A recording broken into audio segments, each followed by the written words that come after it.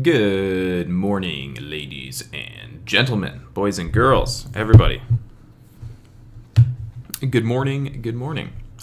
So we are live here on YouTube, 8 a.m. This is a little bit earlier than probably most of you guys are used to, but that's okay. So today we're going to be streaming for a couple hours. We're not going to be hopping off around 9 a.m. We're probably going to continue to 10:30, 11 o'clock for the day. So we'll get to be on here a little bit longer.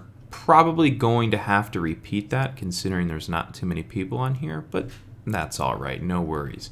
So first thing we'll do, since we got quite a bit of time on our hands this morning till market open, is we'll first start with just sort of some of the, I guess you could argue, some of the penny stocks that have been jumping around today, some things that have seen momentum. That way, if they do continue to see momentum, we've touched on them here earlier. So give me 1 second.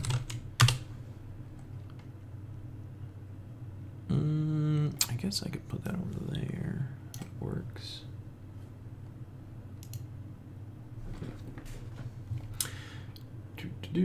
Perfect. Okay, good morning, Mr. Murray, Patrick, Murray, Nicholas. Hi, guys. How you doing? So, let me get up here. All right, cool.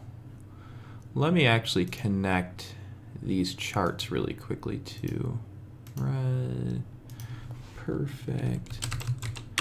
Okay, so here's one stock. Ooh, that's going to have to get turned down. That's rough.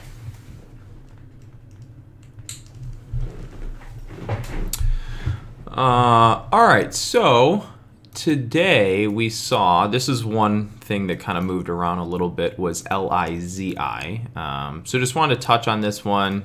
I don't really care for it right now specifically. I mean, it's down. Sure, it could bounce a little bit, but it did hit some resistance, and it would have a lot of work to do before it turns into like a big breakout. But this is one stock that started to see a little bit of momentum. Ideally, it's just kind of sold off, spiked, hit -1 deviation, spiked back up. So arguably could have a little bit of room to run, but so far market's not really respecting it all that much. Does have a little bit of news. Aside from that, we had the stock XELA moving today this morning. It's still kind of moving up. So anyways, let me do one more thing too before I keep going further. Sorry. And you know, I'm sorry the camera doesn't look good. I got to really fix my other camera so that I don't use this webcam anymore, but yeah, I'm getting my drawing tools right now so we can add those to the screen. I don't need that. Share to screen 1. Okay. Perfect. Okay, so we had like this breakout kind of like flag, cup, and handle pattern on XELA just like 2 days ago. It broke out, then it pulled back. Yesterday we bounced back up, double top. Today yesterday until this morning we broke down. You can see we ran to this yellow-orange line. And then real quickly, is the screen zoomed in enough to the point where you guys can really see everything that I'm pointing at? Can you guys let me know before I continue? Because sometimes I look at it from a zoomed out and it looks good to me, but it doesn't always look good for people viewing on YouTube. So if you could let me know, you know, if you guys can see this detail good enough.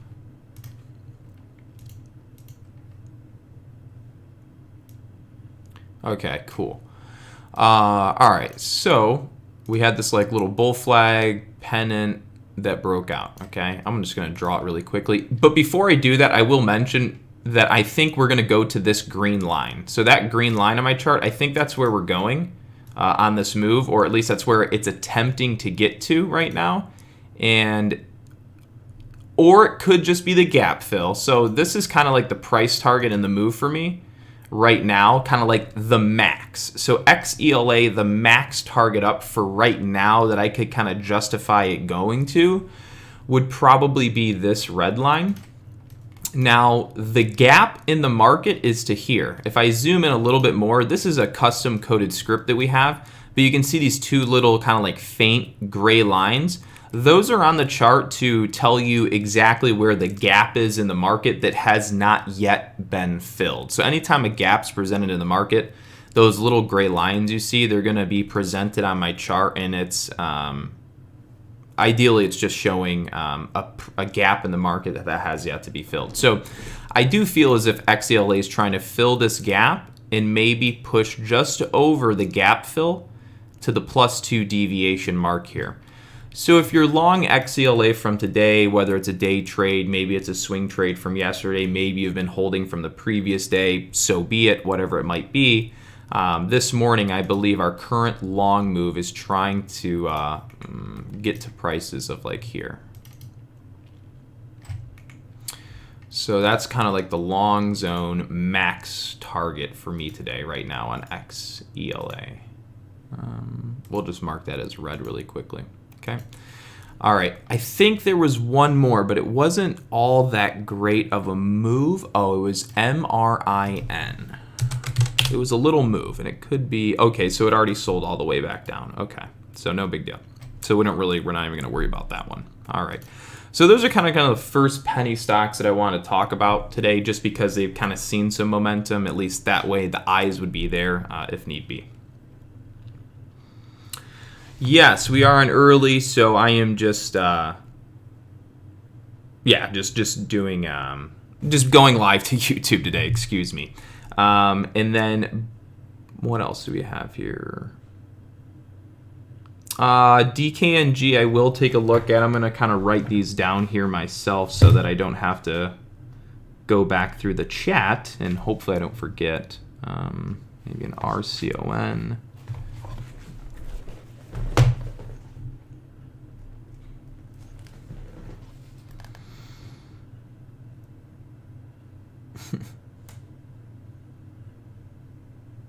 Yeah, so cool. I don't know if I called the numbers on XELA, but it was, sorry. It is basically max price zone for me is $3.92 to like $4 on that. Okay. Yes, just Mindomatic. To answer your question, I'm probably going to be on till about 11, maybe past 11, might be heading off just before 11. I also got a dog trainer coming over today around 12, so obviously I won't be on during that time period, but we're at least going to be here for a solid 2-3 hours or so.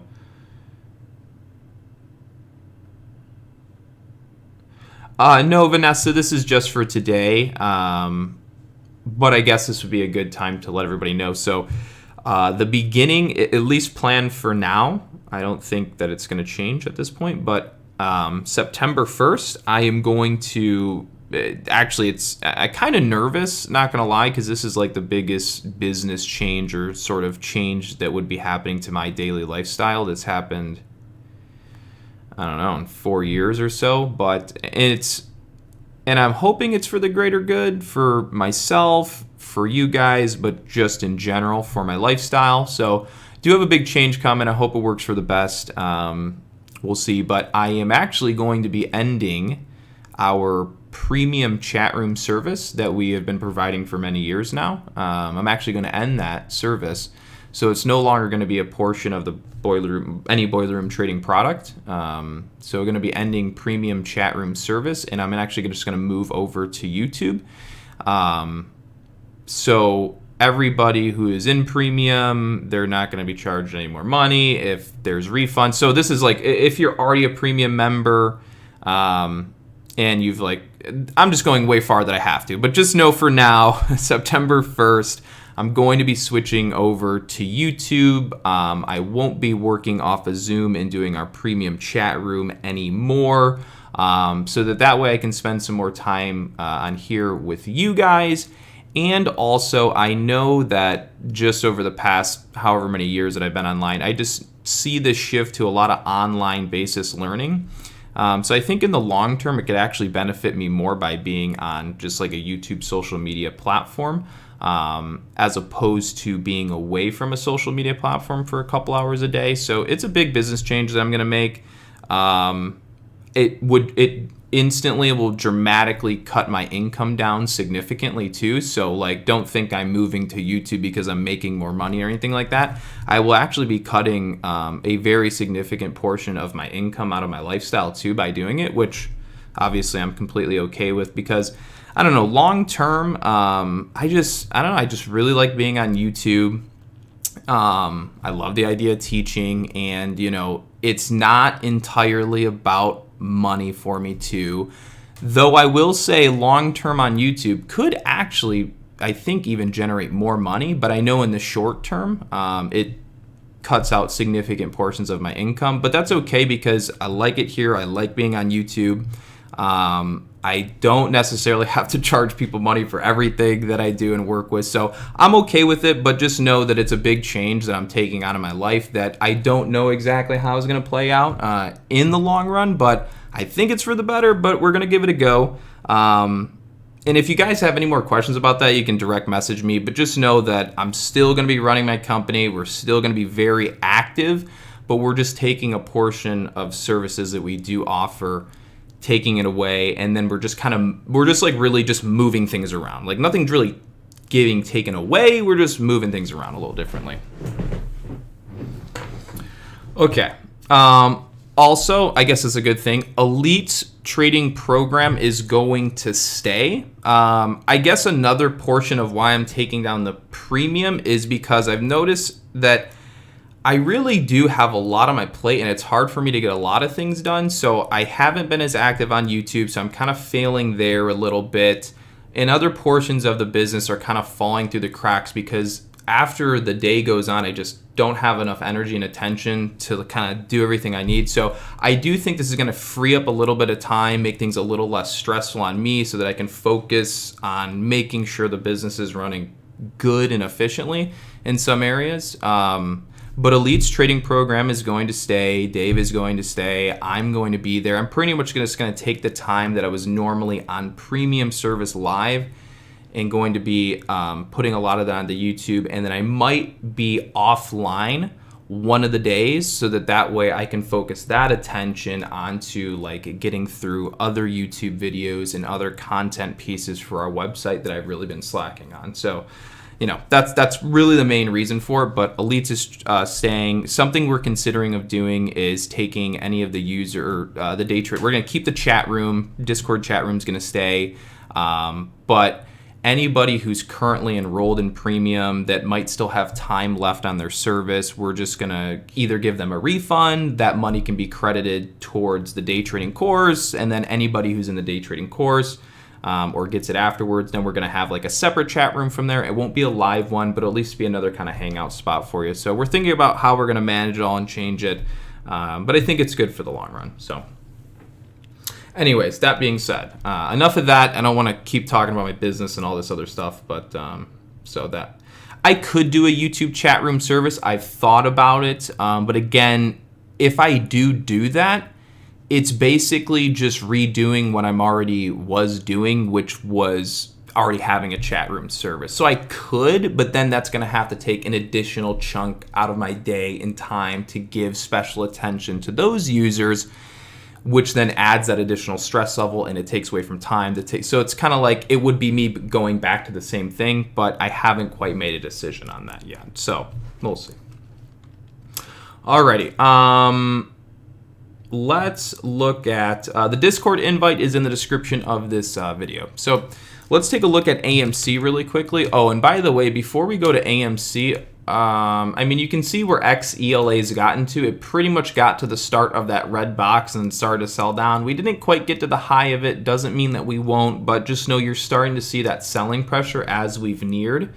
Something else that you'll want to pay attention to on XELA on the way up is you will notice there is sort of a slight bearish divergence that's been occurring on that long move up. You can see since the start of the move this morning, this was the first move of the morning that had the most momentum, and every long move since then has actually gone up with less momentum, signaling a bearish divergence. Therefore, as you're nearing resistance, this is a good area where you could probably see to start to taper off and roll over. Alrighty, so now what I want to do is we're going to take a look over at AMC. So for those of you that are new to the channel, just tuning on, thanks for joining in. Yesterday, our analysis on AM, there was two of them. We're not going to go over everything we talked about yesterday, but ideally, the recommendation for yesterday on AMC, and actually I messed up yesterday because I missed a level. I thought we hadn't touched support, but I missed one level, and actually pre-market we were kind of on a support, and that was one that I missed, and I didn't notice it until market open after we squeezed, and I'm like, really? I'm like, oh, I guess there is a support there. It was on the daily chart, and I just must have looked over it and forgot to mention it. My bad. But the analysis was it was either a dip buy here, and then I said if somehow AMC doesn't go down to the support and magically bounces here, then you look for a move all the way up to that red box or these two red line areas. So if I had noticed the daily chart deviation here, then I would have said, okay, we're on support. You're going to look for a support hold first here for a move to there. And if that fails, then you look for the reversal bounce. But I didn't know that level was there at the time. So yesterday, again, the analysis on AMC was to see the market all the way back up to this red zone. So you can see the morning starts, we run up to the red, don't quite get there, but then we sell off, we bounce back to it, go down. Later in the day, we run to it slightly over, then we sell back down, and now we're back below that resistance this morning. So now that everything's kind of changed a little bit, we're going to redo our drawings here and give you guys a new kind of updated scenario. So with AMC now, you're going to look at the daily chart. And these will change slightly at the open, so these are going to be as good as you can get. Oh, well, no, I'll be here at the open. Anyways, I guess that's kind of interesting. All right, so for now, the simplest way I can put it is if you want to see AMC going higher, right? So obviously, if you look at this chart, you're like, oh, if AMC is going higher, it's going to break above like these previous candle highs. True. It's got to break above those previous candle highs right now for the stock to go higher.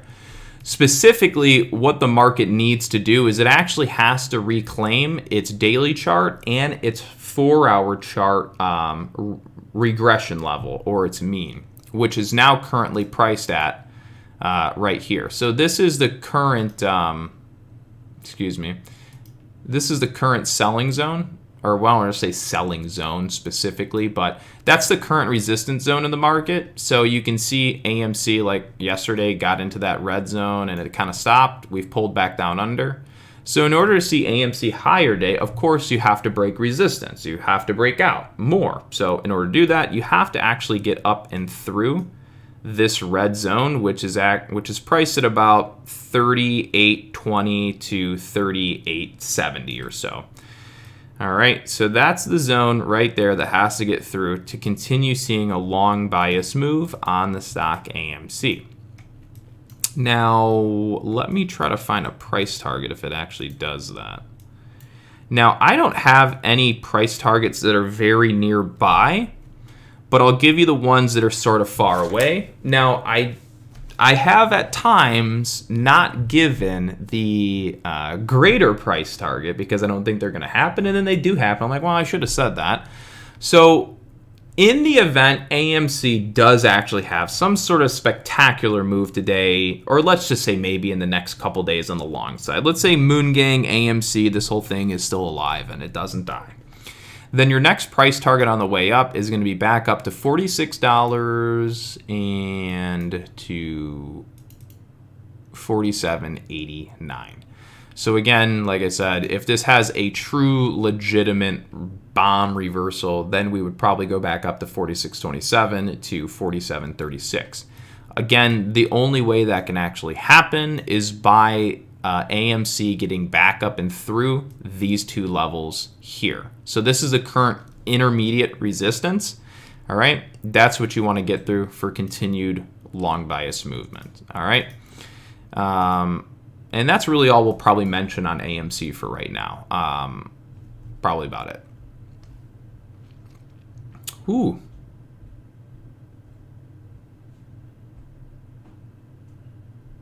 How do you get the bottom line? I'm not sure which line you're referring to, Theo. So maybe if you could be slightly more specific, I'll help you out. But I mean, there's a lot of lines on the chart, so I'm not sure which one we're referring to.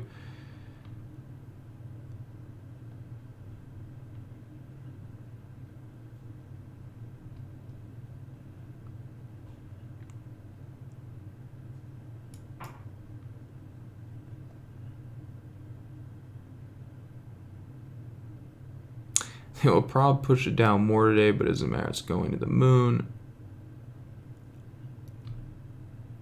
Okay, let's take a look at... Oh, my page changed. I want to take a look at a couple of the ones you guys mentioned a little bit ago, which were DKNG and RCON was one of them. So we'll take a quick peek at that. So DKNG I already looked at this morning. It's trading just off a half deviation on the bottom. So let me zoom in. We don't really need the other screen for right now. We're going to take that down. All right. So I think the last time we looked at DKNG, I don't remember exactly, but we recommended this being a dip by level, and then we recommended this being kind of the selling target, which at the time I think we got there. It looks a little different now, but anyways, so you can see we bounced up, hit resistance, rolled over, bounce, went to hold support here, little mini bounce, rolled over down. So obviously the move isn't super bullish right now. Obviously it's not moving like that, but you did come down to this half deviation price, which is at 44.96, and that one there, which is here. So again, that would be the long zone to start. So like yesterday, as the market on DKNG was coming down,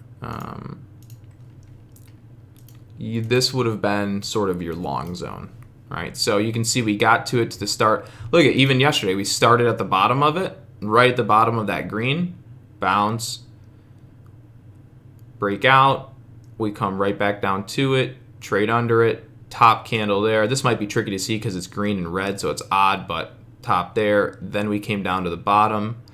Let me draw that in red. You might be able to see that better. I don't know. We'll see. Maybe I'll make it big too. But anyways, down, up, over, try to hold down, under, hit resistance, back down, bounce, bounce, break the green. Everyone's like, oh shit. Nah, nope, it's really just going on sale. Everyone buys it back up on sale. Oversold stock below the green creates a bull flag. Bull flag breaks back up to green, back all the way to the top of the green box. Now the market this morning has gapped up and over the green box, okay? So this was an accumulation zone. So let's just write that. We'll write accum. So a lot of accumulation was taking place yesterday in this, and they're trying to get this market to move a little higher is what it appears. So I would say there is opportunity for a slight long here, only because you're off the half deviation price. Now, I'm always a little bit iffy about taking big positions around half deviations. It's just they're a little tricky. They're harder to understand. They don't always work as well as solid levels. So like when DKNG sold down to here, it was sold down to the green line. So this bounce was off a solid, right? This bounce is off a dotted. So always remember that a dotted line is not as strong as the solid line. So you're on a slight bounce level. I'm not positive myself how well it's going to work. I'm generally one that likes to be taking positions, hopefully off the more solid deviation levels, or I just kind of tend that they tend to work a little better.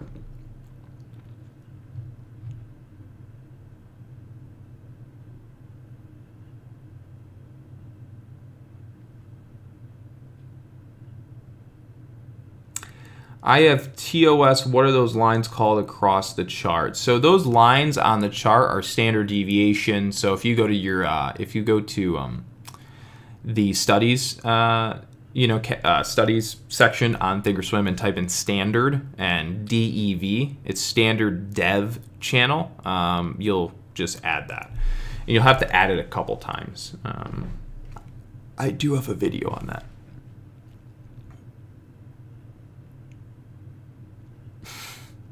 Kelly Parker, how do you stay nice when people are jackasses sometimes? Like yesterday about the meme stocks don't work.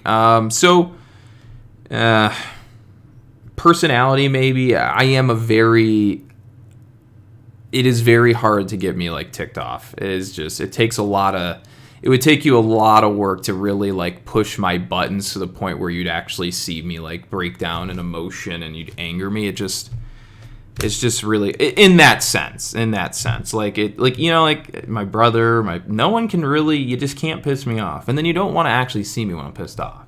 That's when I get pissed off. But the stock trading world is a really cutthroat place. I don't know if you've noticed. All you really have to do is go through Facebook and just look at like, a couple of the 100 posts in a Facebook group to realize that it's just a super dickish, egotistical, cutthroat place that I myself have been guilty of more than once. But I try to catch myself when I notice my dickishness and ego side of me coming on, and that's really probably based around the idea that everything in the market has to do with, generally, it's either, individual investor, company, a group of people making decisions, but doesn't matter. It's just a bunch of people that are making decisions that are all based around being right or wrong, right? There's no really like midway point, like, oh, like, nice work today, Tommy. You did a great job. I know it's your first week on the job.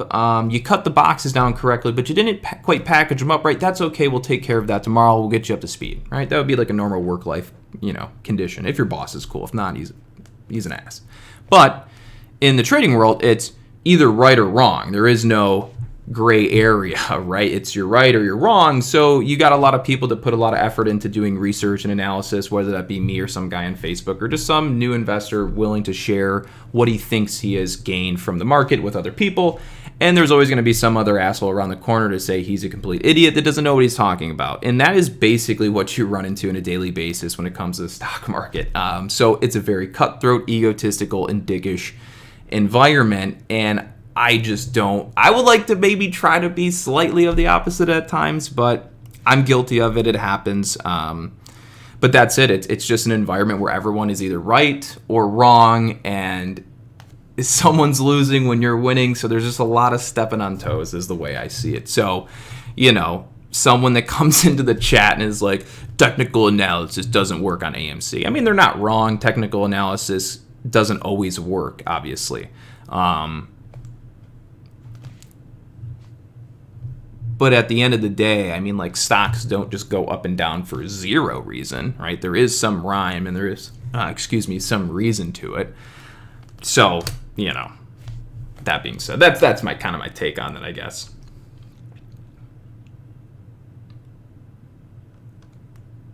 I sold half my AMC and put into Moderna, 22K. I hope it was the right move. I think AMC will go to 20s before it squeezes and hedge funds will finally cover. Okay. Those lines are standard deviated trend, Ben. Okay, thank you.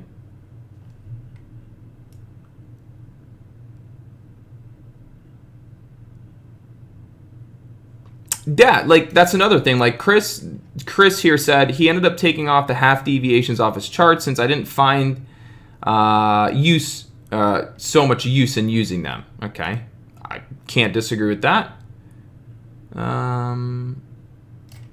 What do I think about Baba? All right, let's take a look. Oh, so yeah, that's my thoughts on DKNG. Doesn't look like anything new has really changed on the scanner here this morning.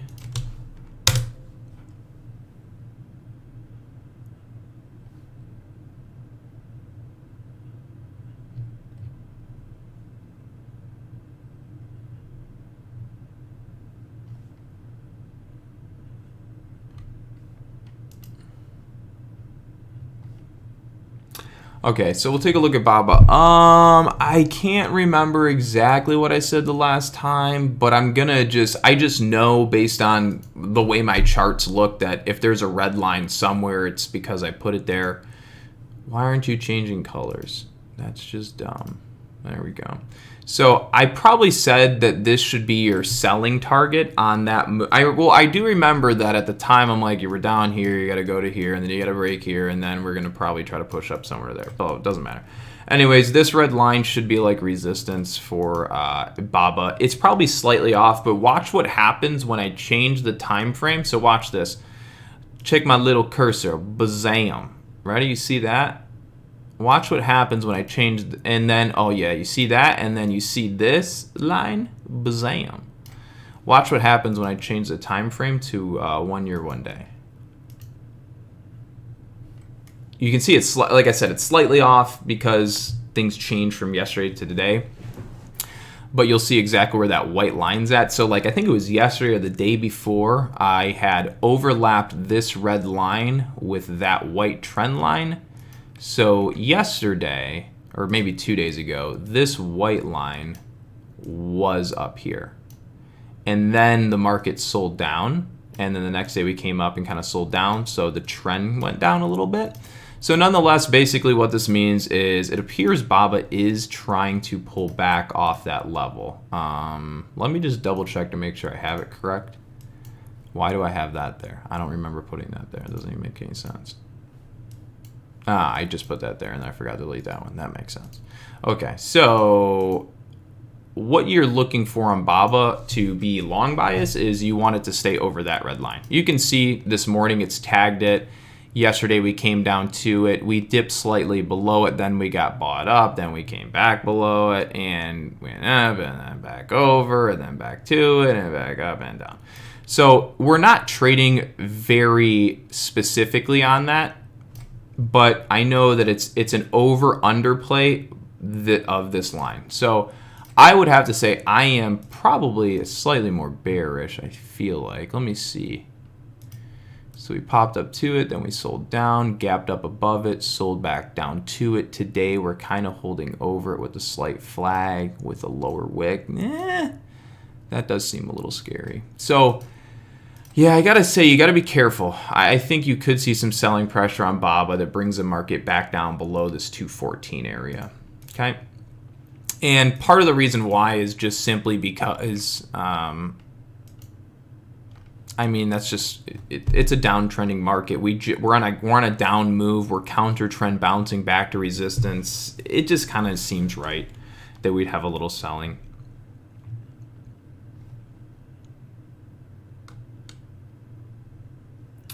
The dash trend lines in between the solid levels, Mr. Monster, those are, and guys, if you've asked questions and I haven't gotten to them, I apologize. I'm really just going down the list and trying to pick out things that I think are pretty relevant that you know are worth mentioning. And so I might go slow, but that's because I'm trying to give it like a legitimately good look at the comments and not just blow past them.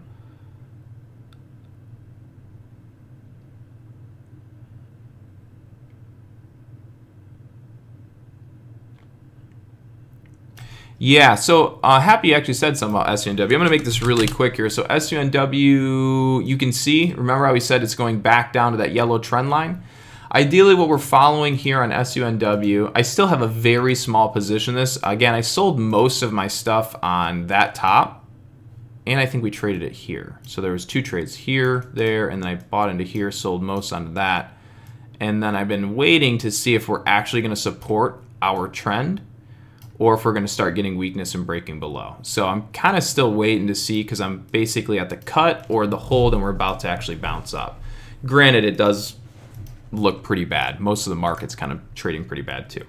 But so not liking the feel of it, but we're not crushed yet, I guess you could say on that. Monster, the dashed levels in between the trend lines are half deviation prices. So it's just a halfway marker between the solid lines. GME. Annie, yeah, we can take a look at GameStop. I usually just always end up saying pretty much whatever AMC does at this point, it seems like GameStop does, which is still holding true. You will see yesterday GameStop had a green day. AMC had a green day, you know, but it definitely lags AMC because you can just tell. Look at the up move, right? Then the sell off, and then the bounce was to here, and then down, and then up, right? If you go look at AMC, if we look at AMC here, you can instantly see which one's more powerful and or which is one is stronger, right? You can see AMC. When it topped and it went down, it bounced all the way back to the previous high, right? As opposed to GameStop, GameStop went up, dropped, bounced back up to like there and then down. So it had a lower high, right? And then if you look at here, AMC goes all the way through the previous high by quite a bit. I think GameStop did, but not nearly as aggressive. So you can already see there's more attraction and more momentum and movement, so to speak, in AMC as opposed to GameStop right now. So you kind of know which is trading with which. You can see that the sympathy is following AMC right now with GameStop. So ideally, you'd be following AMC, and AMC does appear, like I said, to be kind of on resistance. You got to watch to see if it's going to break those levels. You'll notice that GameStop, where did it bounce? GameStop bounced right down here off the 1 deviation mark yesterday, like perfectly. Right? If we go look at, not perfectly, but very, very, and yesterday it could have been more perfect. Today it might look a little different, but yesterday the level was about there. You can see we dropped below it, came back to it, bounced. So for GameStop, you're just following AMC. I'm just going to say that. You're just simply following AMC. If AMC has a great day and really starts to trade bullish, then you're probably going to see something very similar from GameStop.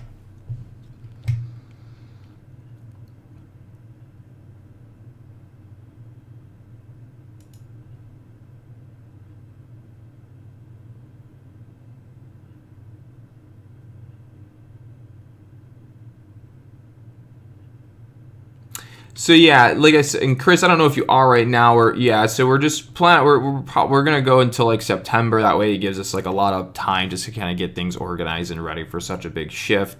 So yeah, we might things might be a little off the next like month or so, but no big deal.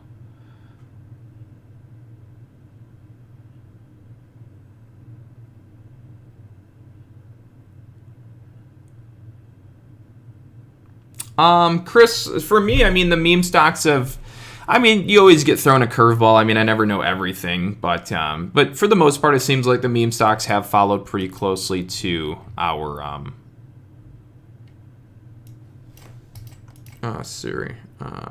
our analysis, excuse me.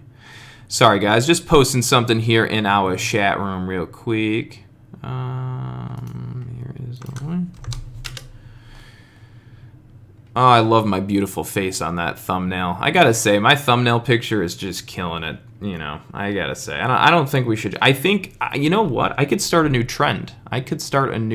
Instead of having a thumbnail that has any words or any description of what it is, it will just be me with a blown up picture of my face, and everyone will be different. Maybe a cute smile, might be one with little grangly teeth, but we'll just do a collage of my face. I think it will be attractive. Probably get a sponsorship from Calvin Klein sooner or later. I think so. Wall Street bets talking up Wish. We'll take a peek at that. Let me write that one down so I won't forget. And the gentleman that asked about the stock RCON, I really haven't forgot about you. I will take a peek at that one right now if you're still on. I don't know if you are, so it's very possible that I'll do this analysis for no reason. But hey, what else do I have to do with my time today? RCON. So RCON got smacked down. I don't really like it. There is no divergence on the RSI. Nope. No divergence on RSI. What about the 4 hour?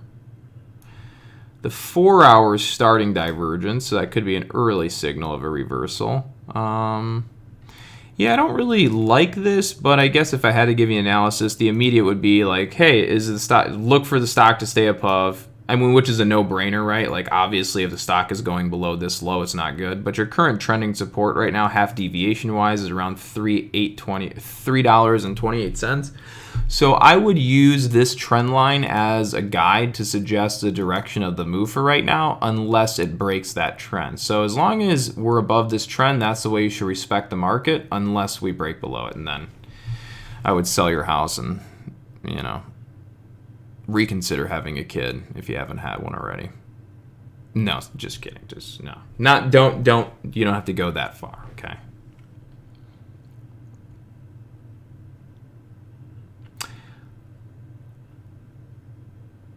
Small caps bleeding while large caps are thriving. The Russell 2000 has actually been down. We have kind of topped here and rolling downwards. So yeah, theoretically, the Russell 2000 is getting a little bit ugly. And there was a pretty big divergence there too on the Russell. You can see that. This is the weekly chart. A weekly chart had a mega divergence as we were trying to continue going up there. Sorta. But yeah, small caps just by the base on the Russell 2000 obviously are decreasing. All right, taking a look at RCON now. RCON.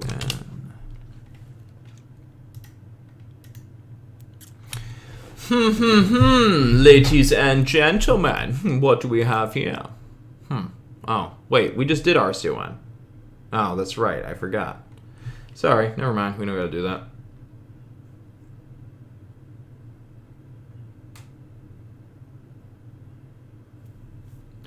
Oh yeah, this is a really great idea. So, I don't know if any of you guys know this, but you probably should have.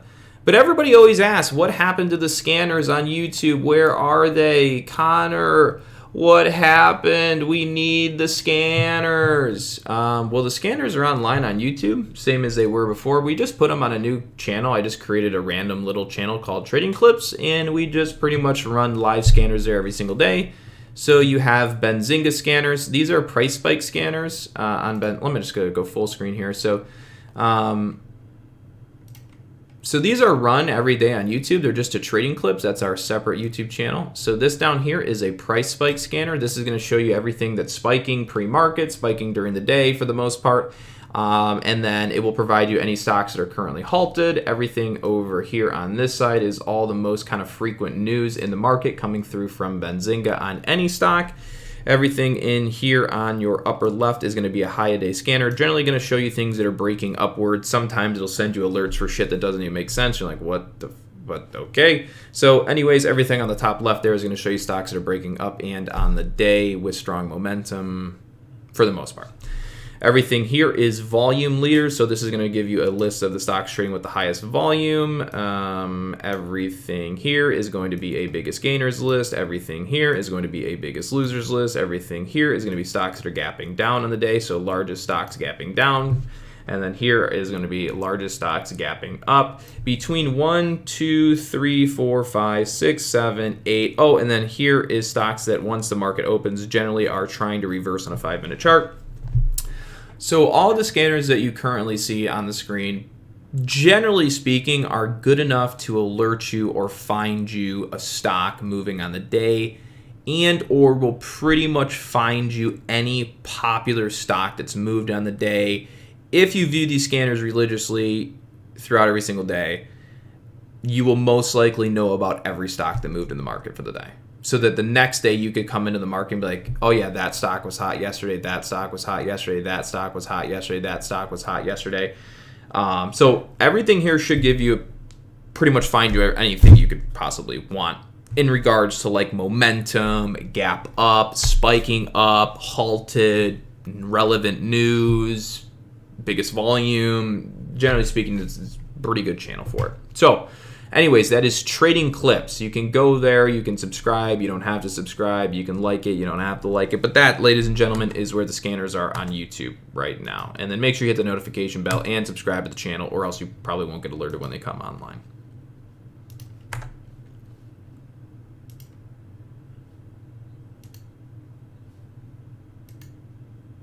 Oh, wait, I need that. I need that. Where'd that go?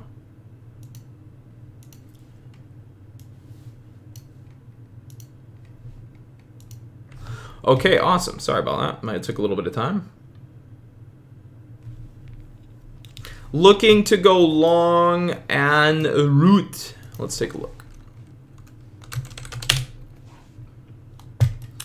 Root is coming right off of its mean. It's a downtrending stock. I think you're just going to be buying into a counter trend bounce that's going to end up getting sold into, but you're not wrong for considering there might be a slight bounce here considering it's on the mean. But again, it's a downtrending stock. I don't really think it's a great thing to be buying into myself because it's downtrending. It does actually kind of have a bullish divergence. So I will say I am optimistic that there's still a slight long move for this, but again, it's a downtrending stock.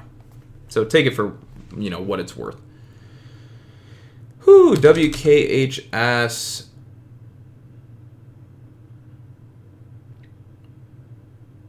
Okay, so Kelly, SUNW getting crushed. Now, I don't really mean getting crushed. I'm just saying that if it can't hold the one deviation mean that we talked about, then it's going to take longer to recover, or it's going to go down, or it's going to trade sideways. So in my mind, most of us we're attracted to instant gratification. So whenever I'm doing analysis or whenever I'm thinking of trading, my mind instantly goes to instant gratification, which necessarily isn't good. But when I think of an analysis, the first approach I go to is thinking, what is the quickest possible profit potential within this time frame? And if that doesn't actually work, then what sort of market are we going to get? And if we're not going to get quick volatility, then we're most likely going to have slower volatility or a slower market. So what I mean is if SUNW doesn't immediately bounce off this -1 deviation price, then it's probably going to take longer to bounce. And if it takes longer to bounce, then you have to wait longer for a recovery. And a recovery could come in the form of a slow grind up. It could come in the form of a slow sideways consolidation and a chop for multiple months, et cetera, et cetera. So that's kind of where my mind's at when I was thinking about SUNW. So yesterday, WKHS had a good bounce, good long day. Pretty sure, oh, that's Root still. But we're going to take a look at WKHS really quickly. Okay. Yeah, so WKHS, you can see yesterday was on a half deviation, so it ended up bouncing off a half deviation a little bit. Pretty much selling back down in the day. I can't say I'm really a big fan of this. I mean, yeah, maybe a move back down to 1120 for right now is what I would see on that. But I don't really, there's nothing there that really makes me want to trade WKHS for the time being. It's been a sort of a challenging market recently too. BNGO, so BNGO I think might be almost, no, it's not. Well, kind of.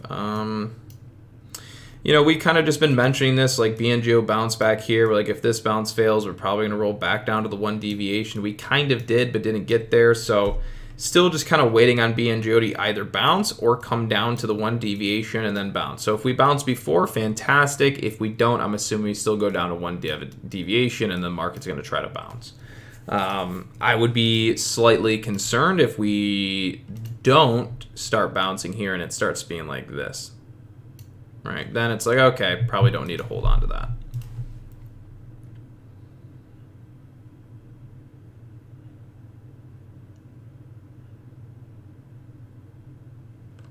NFT that phase.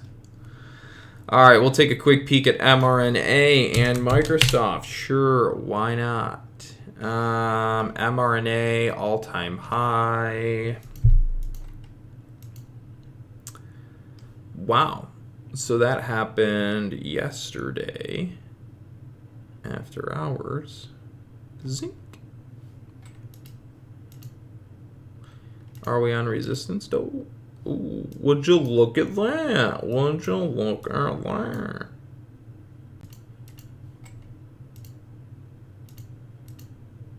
Okay. Look at that. Look at that. Okay, so watch this. Let me delete this. Okay.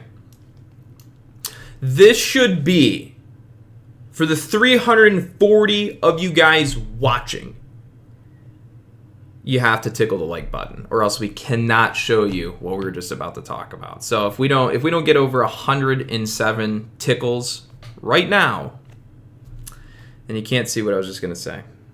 Nope, we got to 133 tickles. Okay, fine, we can go do it. Let's do it.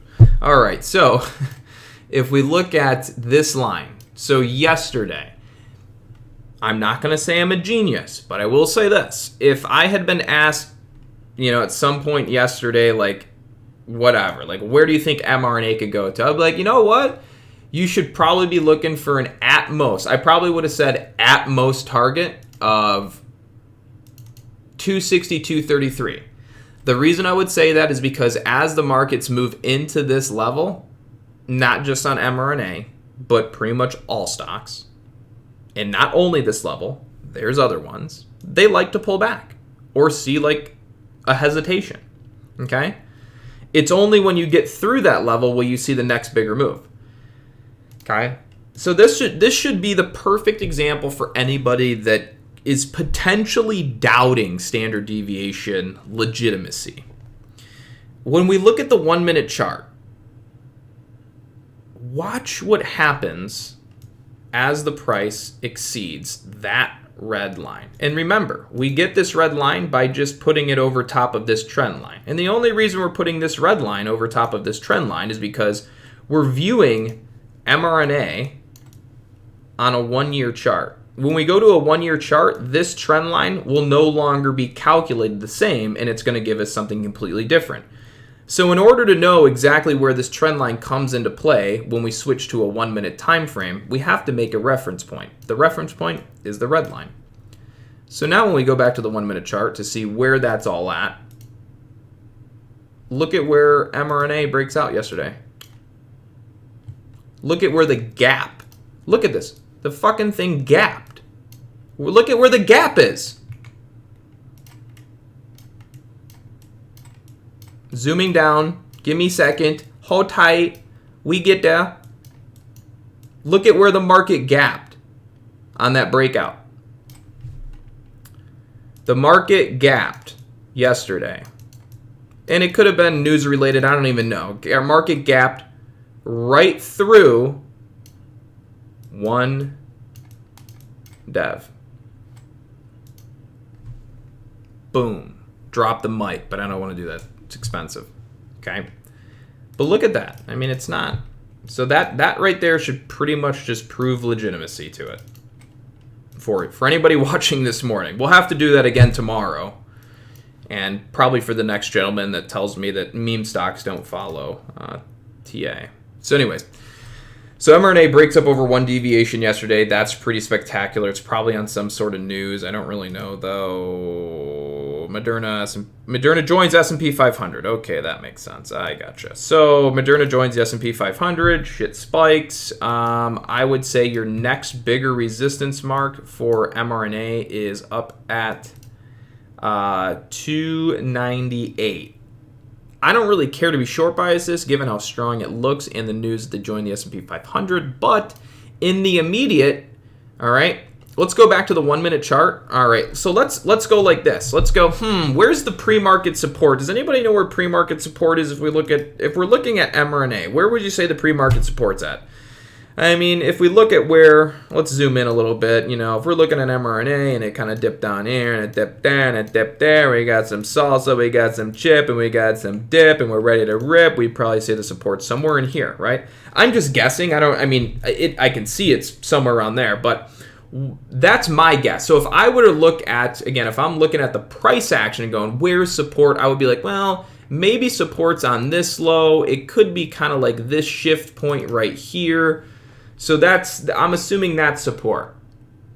All right, well, let's go back and we'll look at the 4-hour chart here. All right, so when we go back and look at the 4-hour chart, let's zoom in, zoom in, zoom in, zoom in, zoom in, and then we pulleth uppeth, we change this to thitheth, and then we zoometh ineth againeth, and then you seeth there is dotteth lineth, right thereth.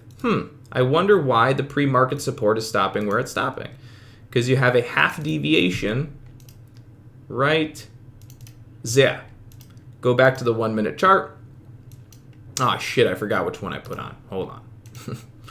Well, maybe we delete both of them and then just redo. I think it was a top one, though. So let me just go back real quick. Yep. Okay, so the bottom one is a support. That one's a support. This level right here, ladies and gentlemen, is your it is your 180 day 4-hour 0.5 dev, kind of. It's not necessarily 0.5. I think it's 2.5. Or is it 1.5? No, that's 1.5 dev mark. Bam. So that, ladies and gentlemen, is how you come up with your pre-market support today on MRNA. So with that being said, ideally you need the markets to stay above this level, or else as they come down, you'll probably see a little snap and a little sell-off there. That's would be my representation. So for the markets to keep charging to the upside on MRNA in the immediate, so if this thing is going to move immediately to the upside, then the bulls should be supporting that level. If they can't, then down, then maybe this, and then that, and whatever, okay? Okay, that's that. On to the next, which would be Microsoft. All right, we'll do Microsoft really quickly, and then I'm going to take a second to kind of go to the bottom of the chat, see what people have been asking, and then, because I'm going really slow trying to do all these in-depth analysis. Microsoft, slight divergence to the bear side on RSI, which happened from this point to that point, hence the pullback. Let me take a look at the market.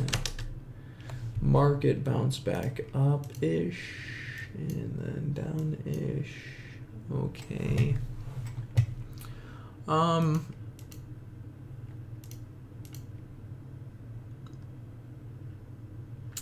Yeah, I gotta start being more on the selling side of Microsoft myself. And when I say the selling side, I still think it can go a little higher. I just wouldn't be as an aggressive buyer. And if I can just explain, right?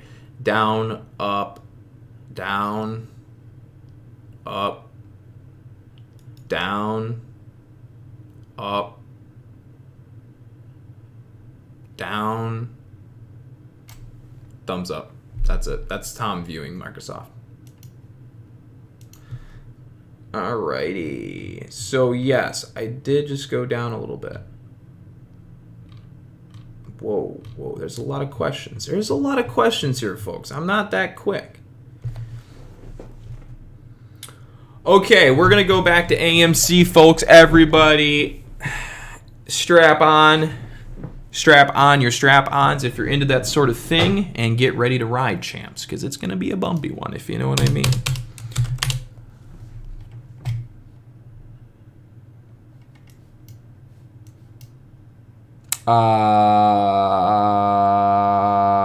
Yeah, anyway, so when we look at AMC, it would appear that AMC is kind of doing what we mentioned today, this morning, which was that if the market's going to go higher, we need to see AMC, well, it would have to get bought up, and it would have to reclaim these prices. So this is the current resistance zone of the market. So what that means is that's your selling target. In order to sell, you have to get there, right? So that's pretty much it. Let's go look at the 1-minute chart, and here we have. This is your current resistance on AMC, $38.24 to $39.80, and that will change because these are support and resistance levels from.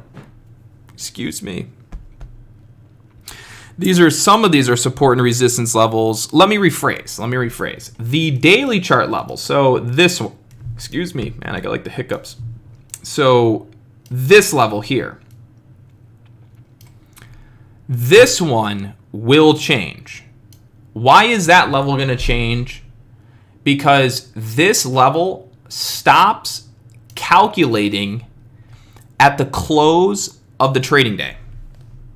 All right? Because once the close happens, right, then the daily chart does not update until the following open. If you look at a 4-hour chart, the 4-hour chart includes after-hours trading sessions, right? So if we look at a 4-hour time frame, we'll have to go through the close and whatever happens during pre-market after hours, etc., etc.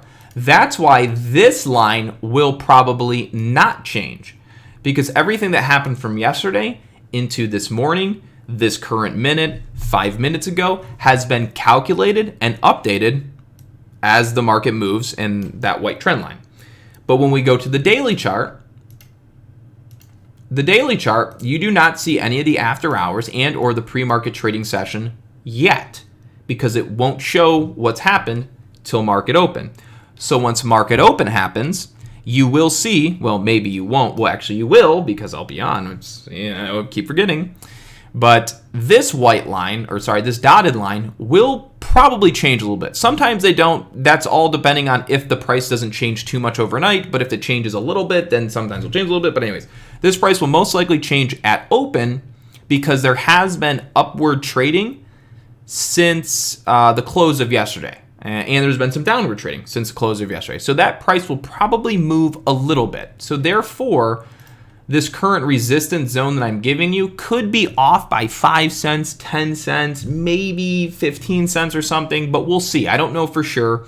But right now, the market on AMC is trying to get back to these prices and or this zone and get through it to keep going long. So if the... let's see. Yeah, I was gonna say if the bulls, if Mr. Bully fail to go through here, then up here you will meet Mr. Bear.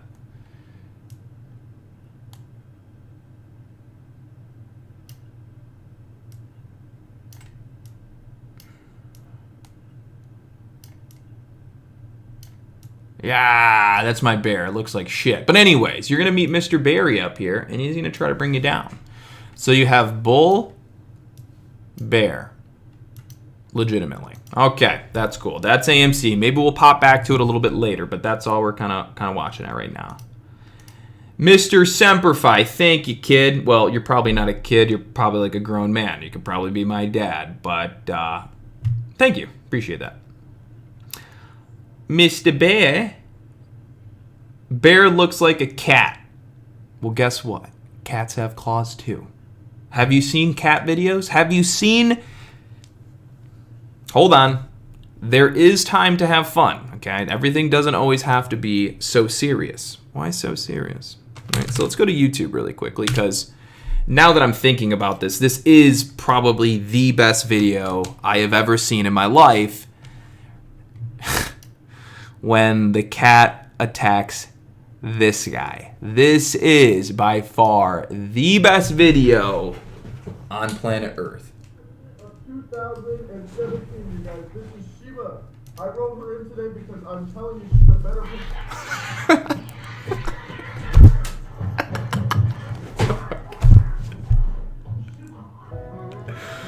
Oh boy.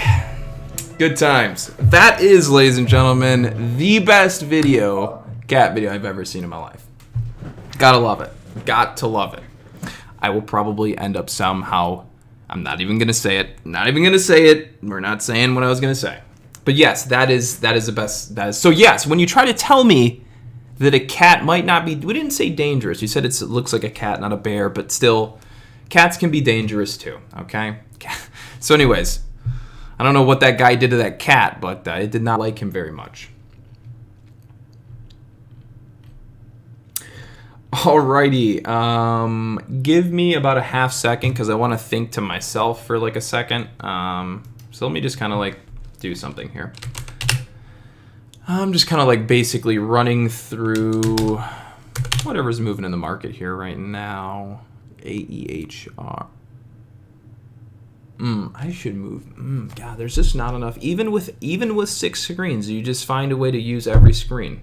I swear it just doesn't. You have scanners over here. You have a chart there. You have a chart there. You have a chart here. You have YouTube here. You got OBS there, but then you have a chart behind. It's still just not. I thought it was going to be good, but apparently not. Okay. So AEHR. Debatable. LIZI. Let's double back on that. Ooh, I gotta turn that volume down. That really just is annoying. Come on.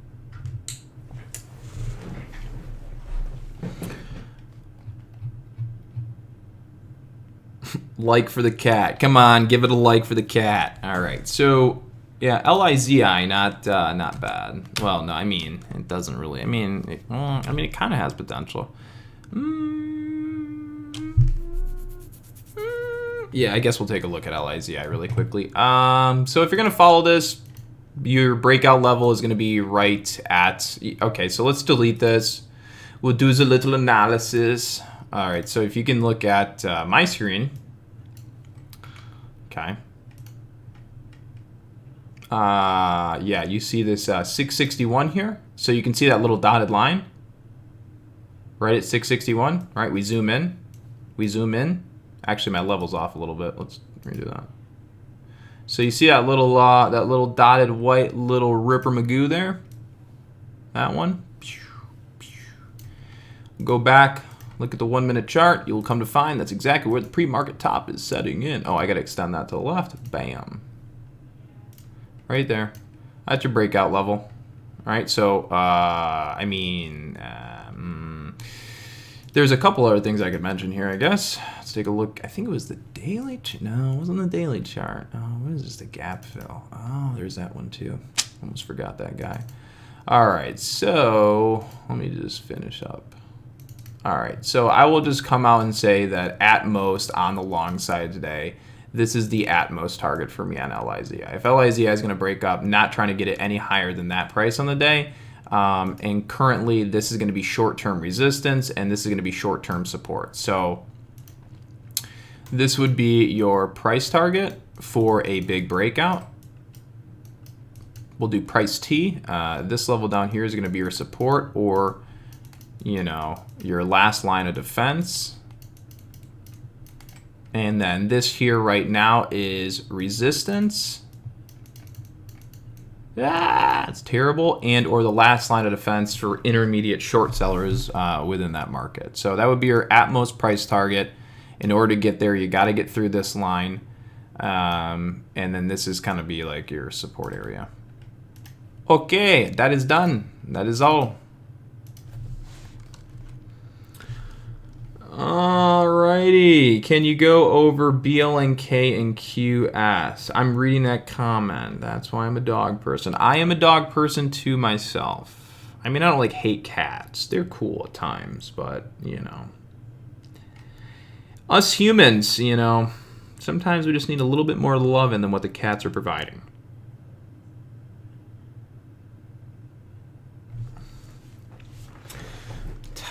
Man, there's so many stocks to look at. I just can't.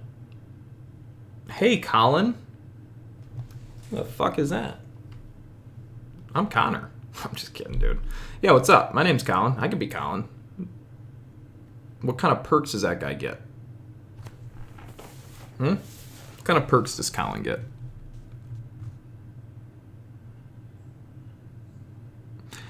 SGOC spike. Can you break down Tesla again? Yeah, so I am gonna go down the list here. This is what we're gonna do here. We're gonna do MGM. We're gonna do BLNK. I'll take a quick look at QS because sure. SPCE I did not cover, but that's been a popular topic over the past couple days, so I will do that one. And your mom. Just kidding, that was really dirty, Connor. Where's your mind at today, kid? SPCE.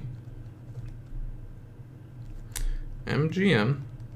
What other one was there? There was QS. I feel like a Tesla. What else do we have here? GLG? I don't know if that's really... Maybe. See, look at this list. That was Colin speaking. That wasn't me. That wasn't this guy. I would never do such a thing. Shee. All right. GLG up 28%, acquiring a company. Alrighty, cool. All right, so we're just going to rock and roll with SPCE, MGM, QuantumScape, Tesla, and GLG. If there's something in there that I missed and you want me to take a look at it and I missed it, I'm sorry. All right, let's go over to our friend SPCE.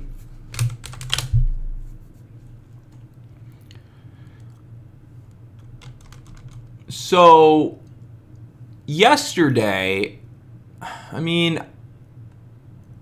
what happened yesterday?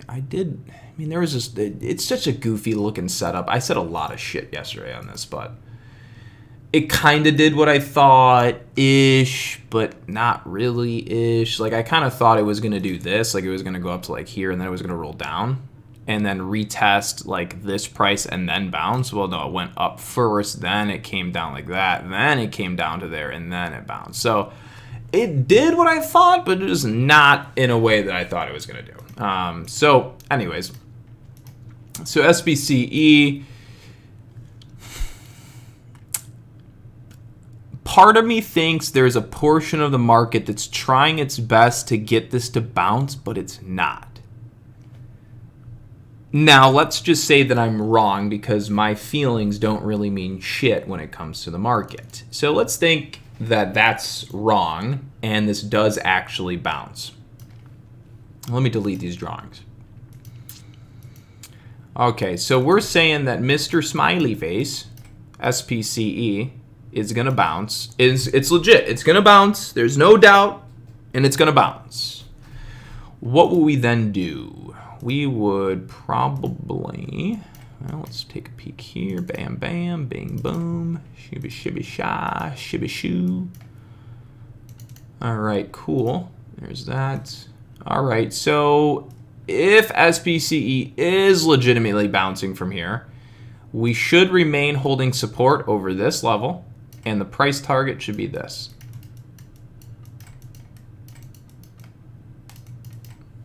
Price target would be 36 to like 37.20. So again, if this is a true legitimate bottom and we're going to go long, that's the price target. If it's not a legitimate bottom, then it's not going to get there. And then we're going to end up fluttering out and probably continuing lower.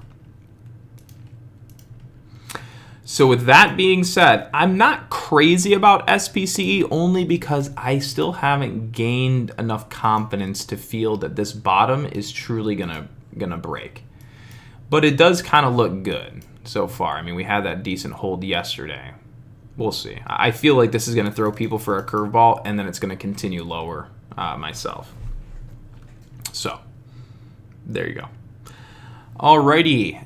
Yes, anybody who has been following the pre-market chat here on YouTube that's an Elites member at Boiler Room Trading, the Elites Trading Room with Brandon and Discord has just opened up. It's 9 o'clock or 9:10, so you can tune over there if you want. By the way, he's a little under the weather today. That's why he wasn't on earlier, and he's probably may or may not going to be taken off a little bit early today. I can't speak for him, but I know that he's not feeling too well, so do cut him a little bit of slack today.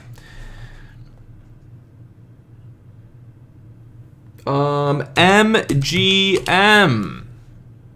What's the dealio here? So, MGM. You have support at 39.33. Kind of. Looked like shit yesterday. Let's check this.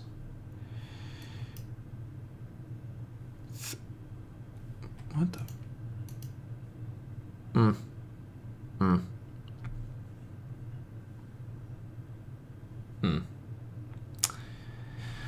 Yeah, MGM's kind of at support. Like it's, do we have a divergence? We don't even really have a divergence. We have a double bottom on the RSI, but a lower low.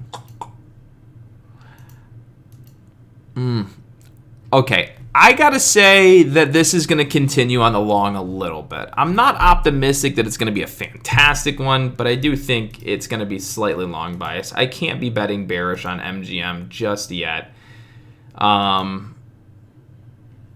But if I'm wrong, this is probably what you're going to end up seeing. Well, obviously, if I'm wrong, it's going to go down. But probably the specific level where I'd be looking for interaction to whether it's going to go down or stay up would be that price point. So 39.32, you can see, was a long-term deviation. Yesterday, we dipped below it. Then we came back to a dip below. We kind of traded around it, but not like right to it.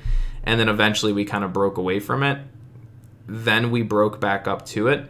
So realistically, this is a breakdown. So let's just put BD. That's a breakdown.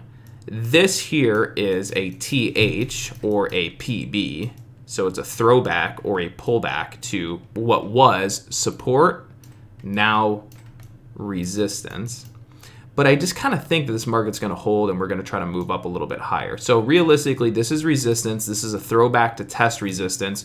I believe there's going to be a portion of the market that tries to sell this down again today, and it's going to be up to the bulls to hold the price action trend and get that back over long-term resistance. So it's about bears trying to keep us below the long-term resistance and the bulls trying to get us back up and over and sustaining for right now. Giggity giggity giggity giggity giggity giggity giggity. Okay, that is MGM. We'll take a quick look at QuantumScape here. It is 9:14. I'm gonna have to pop off here in just a sec. Not like, I mean, I actually gotta go to the bathroom. You know, that's why. QuantumScape down on one deviation. Maybe get a slight bounce today. I don't like the way it looks. It looks bearish. We don't really have a bullish divergence on the daily chart. Kind of, but not enough to convince me to be long. The 4-hour chart doesn't have one. I gotta say QuantumScape is going to continue being bearish. Don't really have price targets on that just because it's moving in such a small range. I'm just gonna say sideways down.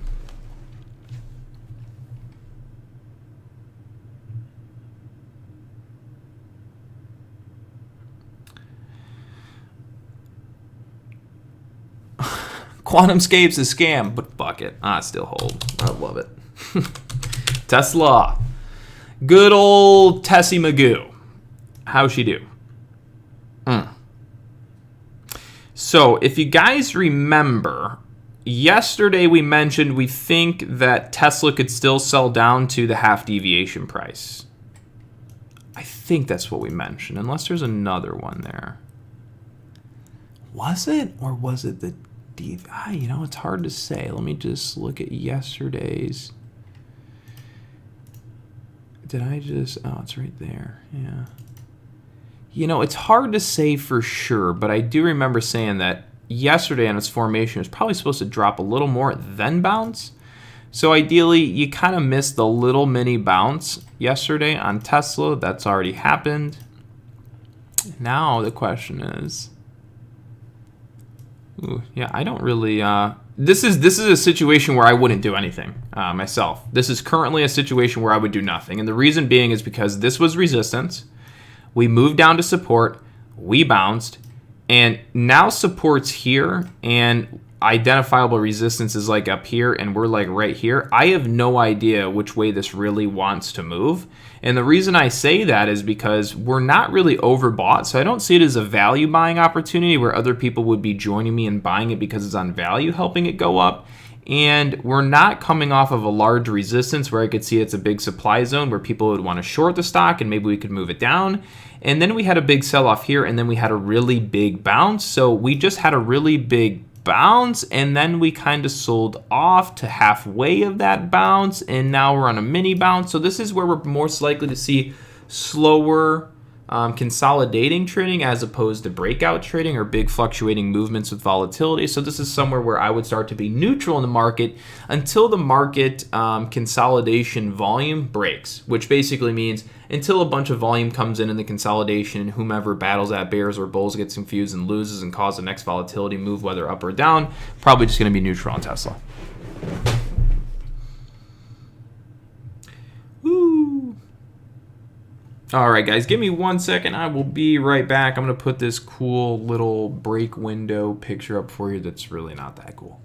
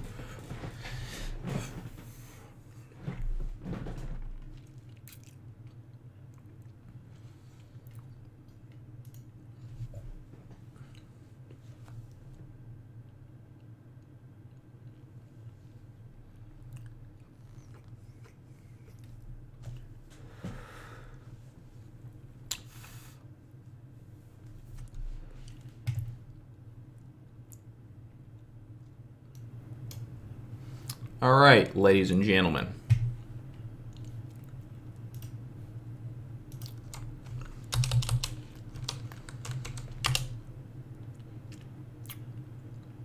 Verb, bearish, actually.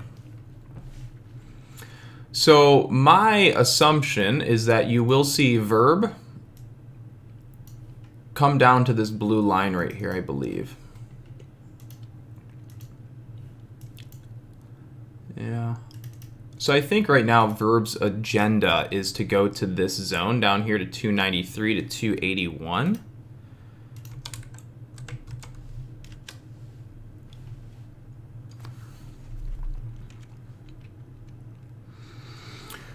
Yeah, we just went over SPCE not too long ago.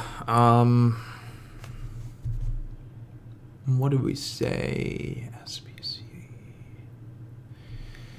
SPC kind of looks like it can bounce, but there was... Damn it, I can't remember.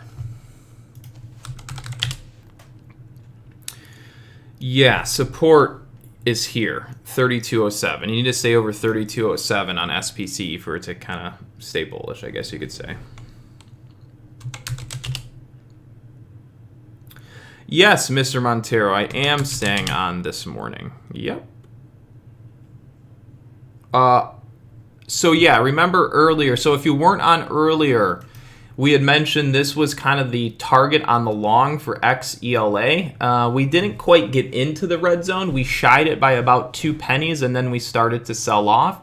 So this is your current resistance zone on the market with XELA. For it to really see another breakout, you got to get up and through it. Otherwise, I would believe the markets are going to try to return back down to that yellow line. But let me double check. So something that, something I could see. All right, so if XELA is going to like make a long move or whatever, it still might need a pullback. So the pullback support I have for XELA would be here. So I'm kind of anticipating this move we're seeing with XELA wants to return down to here, and then we might try to do a long. But either way, this was our resistance, and I do believe we're on a bear side, and we have a support test down to 360 right now.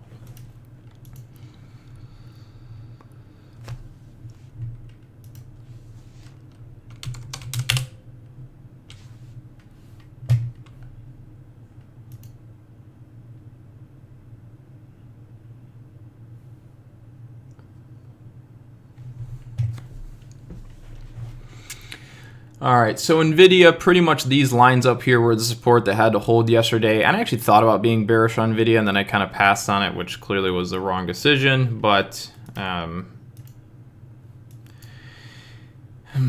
did you really hit support? No. Not really. Yeah, I see.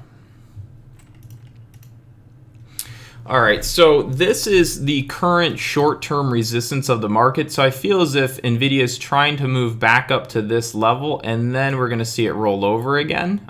So still kind of on the bear side a little bit. But I would like to see how NVIDIA reacts around this price point. So if we kind of go back and look at the 4-hour chart, you'll see that we kind of sold down. We didn't quite tag the support, then we bounced back up. And if I switch to the daily chart time frame, you'll see that we have a trend line right there. So again, it's the market selling down, bouncing up overnight through pre-market trading. Right, so this was the support I had, which we didn't test. We actually got close to it, and then we bounced back up to daily chart deviation. And I think we're going to try to roll down today on NVIDIA still.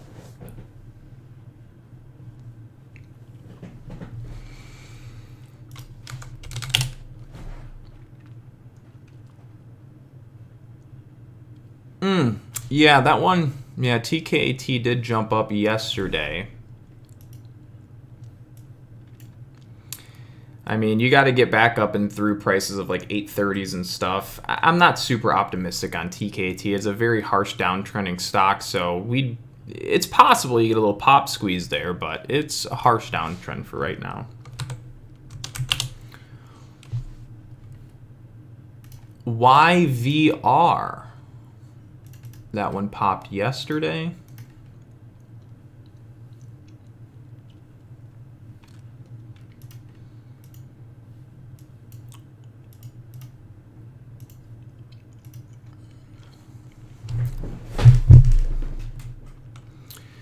So let's see.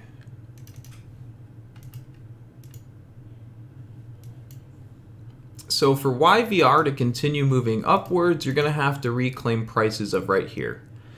So 238, 230. Oh, excuse me.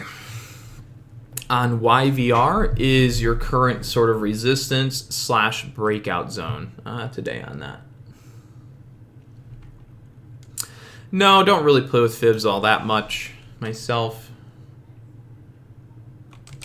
Oh, I forgot to go over GLG. I apologize. That was one from earlier.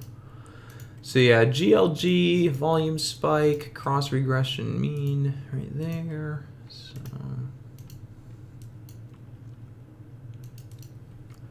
So right now, you need GLG to stay over these prices of 96 cents to $1. So essentially, this is resistance. We broke it. We pulled back to it. We bounced. We came back. We snapped below, squeezed back above, sold back down to, consolidated, broke back above, pulled back to, stayed above, went up, pulled back to.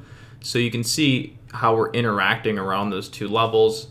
Ideally, this is support. We need to stay over this. We can't go back below if we're going to see a long move. Or we could dip down, then come back through. That's also a possibility. But I got to say, I'm not a big fan of this. I don't know if this is going to really rip, but I can't say I'm a big fan of GLG. I'm going to pass on that myself, but I will say that's your current support system. To be long bias, you need this market to stay above.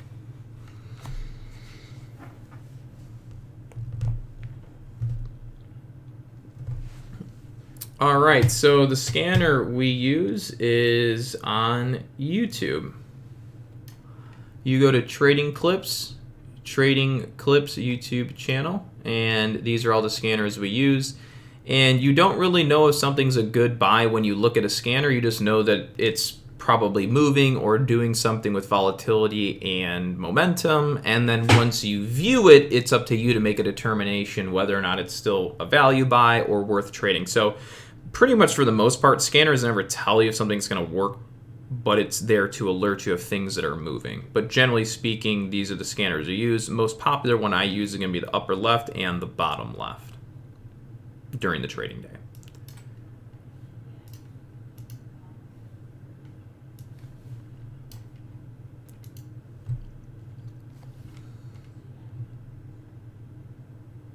Well, yeah, yes, Adam. I mean, there's also that average volume, that can put you in the direction. But like I was saying, anything that's moving with extreme volume and momentum are normally the ones you're going to pay attention to, which are generally going to be up on average volume.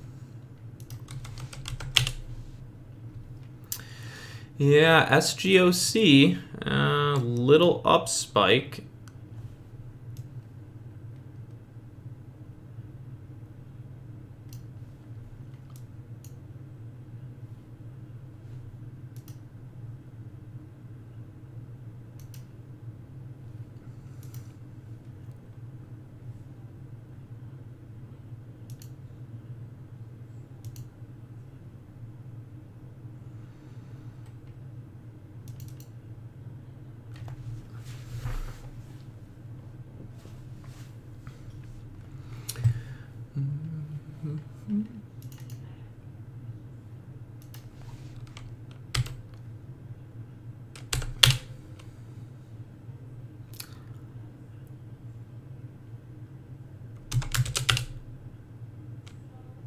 XELA still moving downwards a little bit.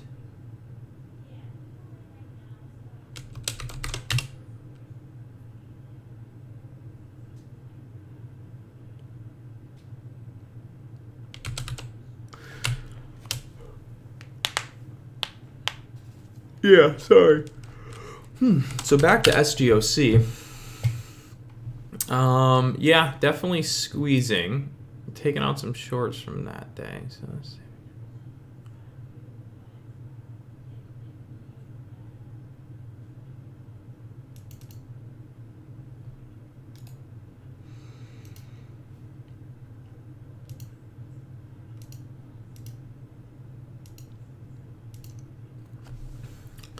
So right now on SGOC, I feel like, well, we definitely see how it squeezed the other day, but I would say kind of the at-most target for the day on SGOC should be 1540, as in that's the highest I would try to go for in this long move.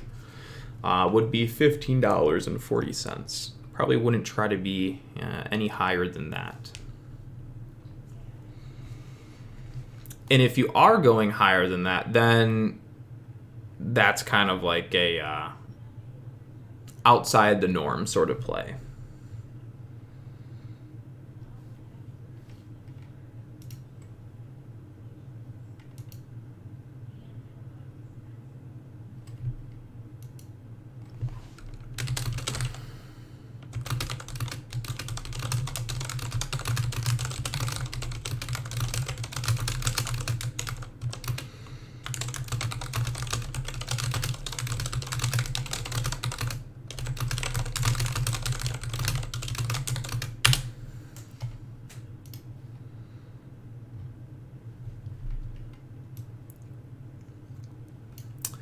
Alright guys, so there you go, market open, SGOC kind of starting down, looks like TKAT starting with sort of a spike.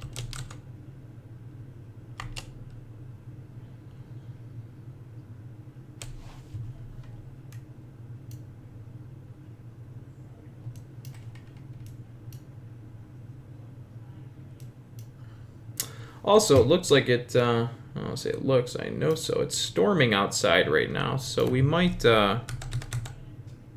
possible the stream might get slightly laggy, but I hope not.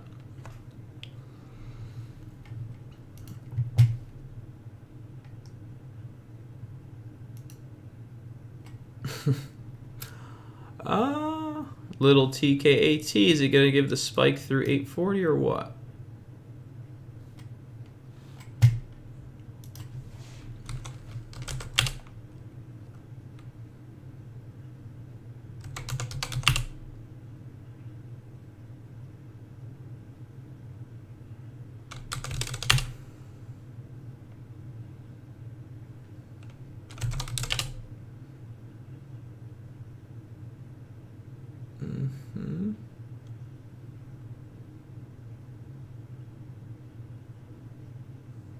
One and a half minute delay. Shouldn't be a 1.5 minute delay. Let me see. It's possible. I don't believe so.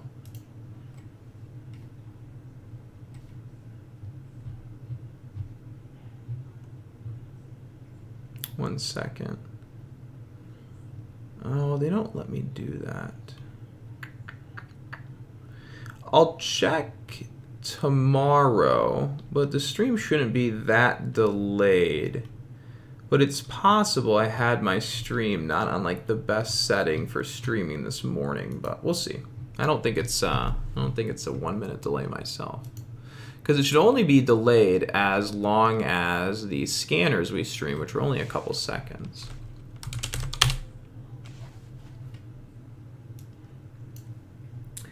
All right, so market's still moving up pretty solid. Clove kind of rolling over there. Let's check on XELA really quickly. All right, so you'll see XELA sold down to that price target we mentioned of 360.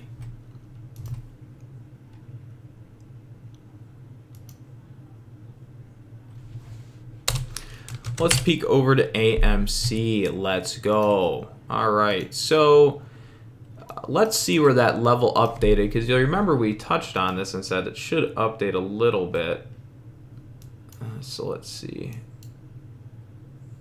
Yep, so it actually moved up just a couple pennies. Really didn't make a big difference.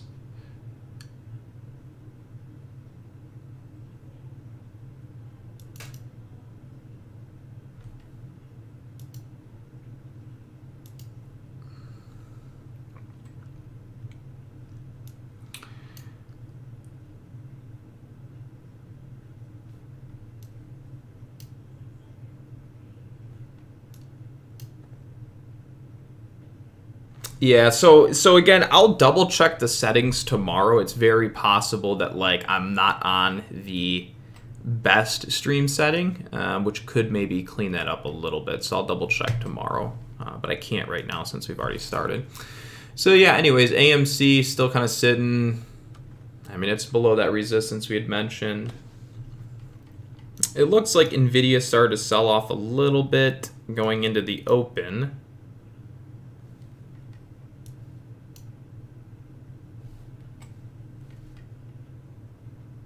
Oh, yeah, 1 second.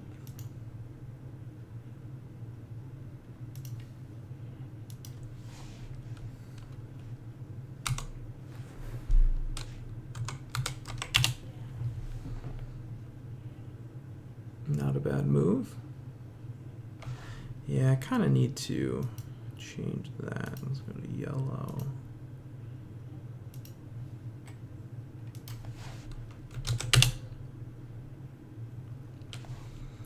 All right, so AMC is still moving down.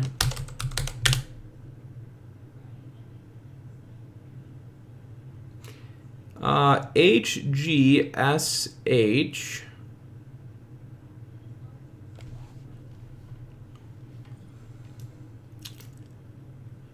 You know, I think I'm gonna. There goes NVIDIA down a little lower. HGSH. I mean, I kind of see it could work okay. It's through the mean. Could you get to 3 to 2? I mean, I could see a move on HGSH up to maybe 286 would be the previous high from yesterday. I think I'm going to pass on that, but that does look okay.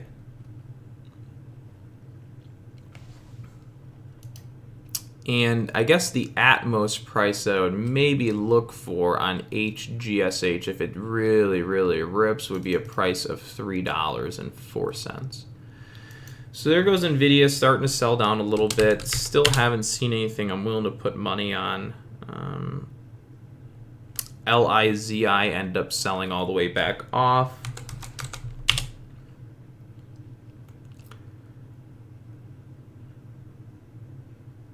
RCAT.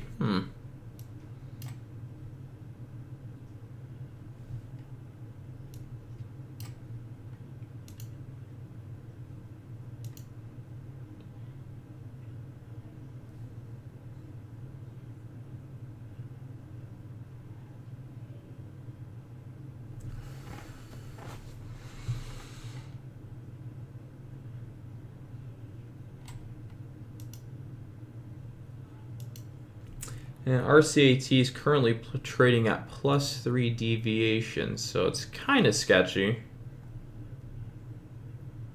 But the long-term chart on RCAT does look decently strong.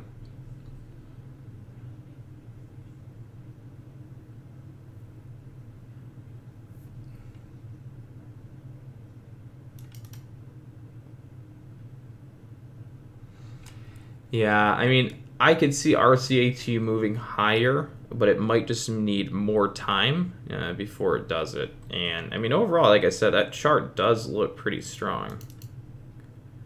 So I would definitely keep RCAT on watch for maybe even a retest of $6 in that area, 620s almost. Still nothing really that's come across the way I need.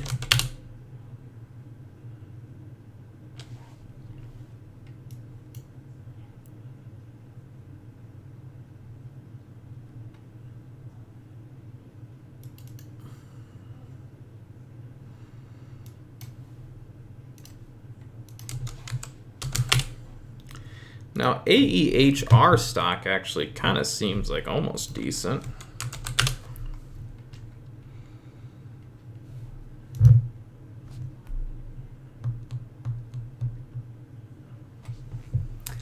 Yeah, this one does kind of seem like it's got slight momentum.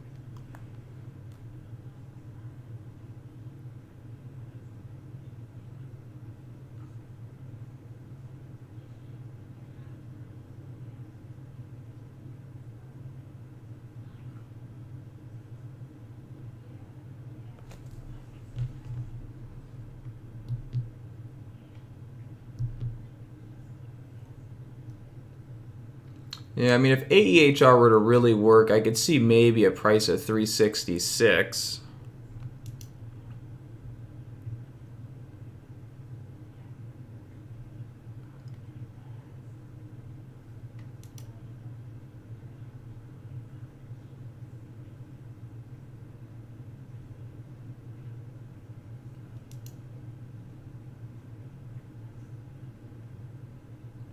Yeah, I mean, if AEHR could actually hold this pullback here, then it kind of has an opportunity.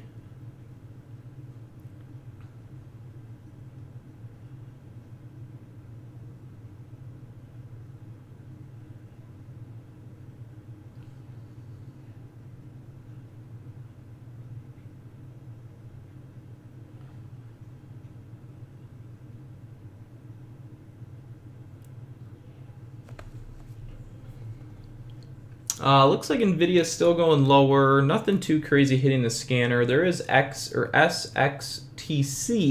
but still hasn't really, I think, done anything too crazy.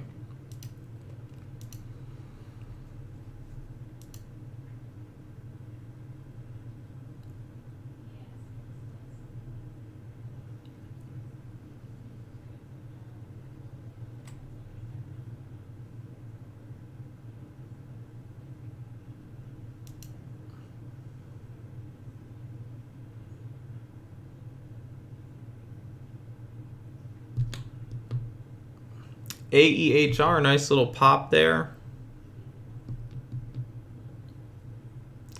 But still not quite enough to really rip it all the way up to 366. Again, 366 HEAR would be kind of the last target I would probably look for on the upside for that stock.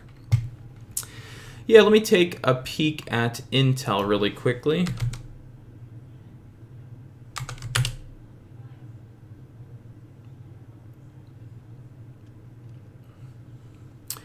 Intel kind of looks like a dip buy, to be honest. Well, not probably anymore. I mean, it's already up on the day. But it just came off support this morning a little bit. So yeah, I would actually be slightly on the bear side of Intel for like right now, but overall it's not. The long-term chart looks pretty good on that, but I don't see anything for an actual setup for really a big long trade specifically.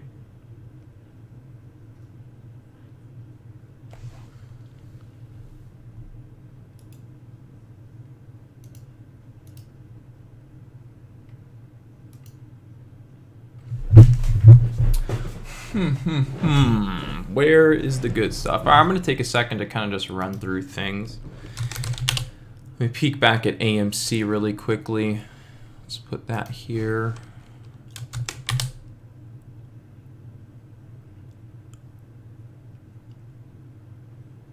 AMC still struggling. XELA, would you look at that? Does anybody remember the analysis from this morning that we talked about on XELA, where we had said this was kind of the dip support area, so you can see a move down, then up to resistance. So XELA has pretty much done exactly what we mentioned it could do. Let's see if we got any more upside on this, though.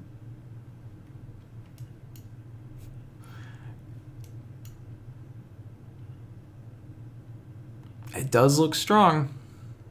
So yeah, your next breakout would be through like $4, but I can't say you want to be extremely long bias on it at these prices for right now.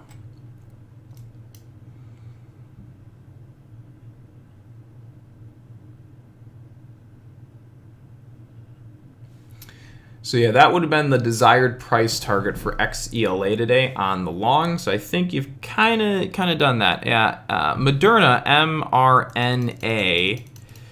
It's in a dip right now. It's trying to hold. Had a big morning kind of correction / sell-off to start the day. Now we're just kind of sitting.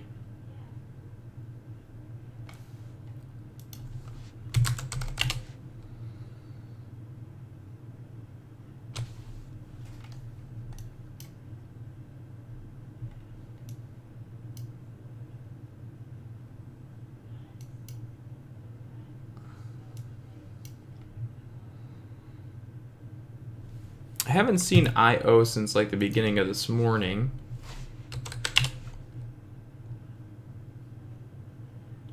No, I mean, I don't really care to be short on IO.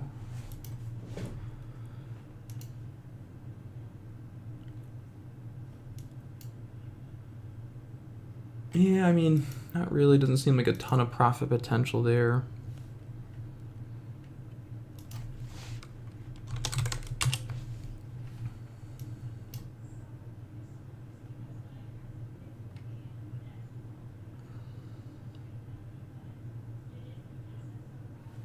Nice. No new mask mandate. Why not?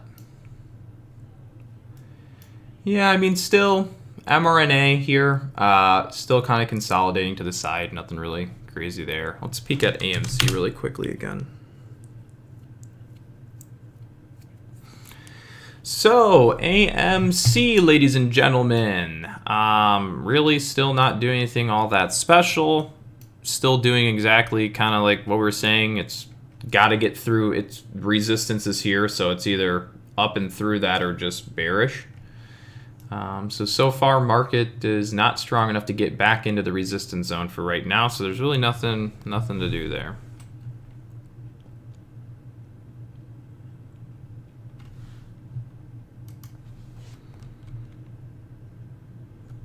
Yeah, today's been so far not the greatest start to the day. GLG. A GLG for the old rip and dip, huh? So it definitely, so if you look, GLG did what we had mentioned, kind of held that support area.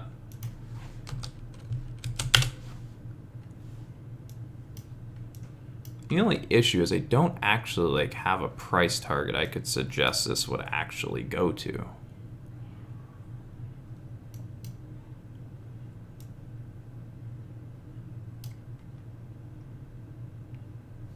But yeah, overall GLG doesn't look terrible right now.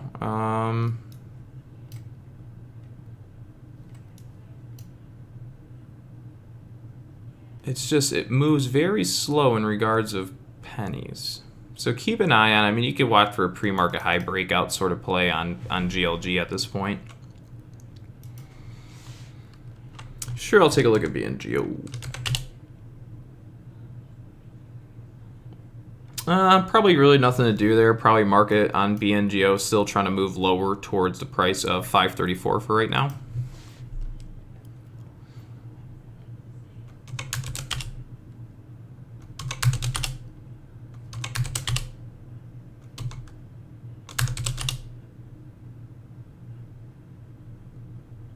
Ooh, look at the resistance on XELA. There goes GLG, kind of pushing up a little bit more.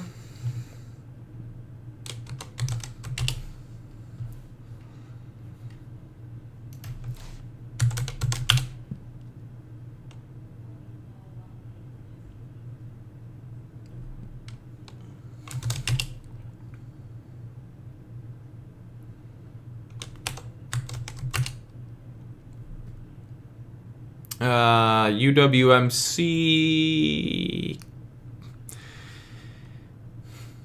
You might be watching UWMC for a bounce back up to the price of $8.17 right now, overall. CCIV still moving lower, really nothing to do there, but probably just remain slightly bearish on that stock. A GLG now up to a high of 118, 119 as you get long over the pre-market high there. That was really the only sort of play I saw in that instance, would be a long play over the pre-market high. The price targets I would have for GLG were just so far away. I didn't even think it was, you know, like reliable to mention them, but, you know, it's possible you see, well, I guess the next one is right there. So I guess I wasn't too far, but it really wasn't all that far, but yeah, still. So you got a little bit more upside on GLG right now. It should get up to the price of like 131, 133-ish here, unless I'm seeing something wrong. Nope. And then I guess the at-most price target I would go for on GLG for the day, if you're trying to, would be up to 154. So right now, you should be pretty close to seeing a slight pullback on GLG if you're not already. So again, you should have little intermediate resistance right at about here at this white dotted line. Well, just that white line, sure. And then you should see some resistance up here at this guy, which is yellow. So that yellow line's the at-most target for GLG. Don't be surprised if you get a little hesitation / pullback here at 126. You see how the candle, look at that, candle went right to 126, that white line, and it's going red. It's not, you know, it's not by random. Look at the volume too. Look at the volume system we have. Look at how much selling came in there right at that white line. Do you think that white line's just random? No. So for those of you trading GLG, I hope that helped you guys identify, you know, where we could, a potential break spot, you know, and then a potential target for now. And then the only way you see a lot more movement is you got to get up and through the white line now, which is obviously the previous high. And if you can do that, then you would be targeting up to this yellow line. The only problem with getting to the yellow line right away is that you have the intraday 3 deviation here, which is a blue line. So generally speaking, if we were to kind of pull back up, we'd probably jump to about here, then we would struggle and we wouldn't see quite as easy long bias movement to that further price target, unless we let the market sit and then the white or the blue line ends up going to the yellow. So as you can see, blue lines here, prices here. The longer that we trade, blah, blah, blah, blah, blah, this channel will just automatically go up. So eventually the blue line can get to the yellow and make it a possible target for the day. So we'll see. Still a lot of work there has to be done. So I've been just following AMC. I've been keeping an eye on MRNA. I've been watching this. There's just still nothing that I'm really crazy about trading. MRNA I just missed. I was going to watch that for a short if it didn't get over 276, but it just went over 276 as I was looking at GLG. When I woke up this morning and looked around the market, again, I didn't really look at much and go, oh, that makes me super excited.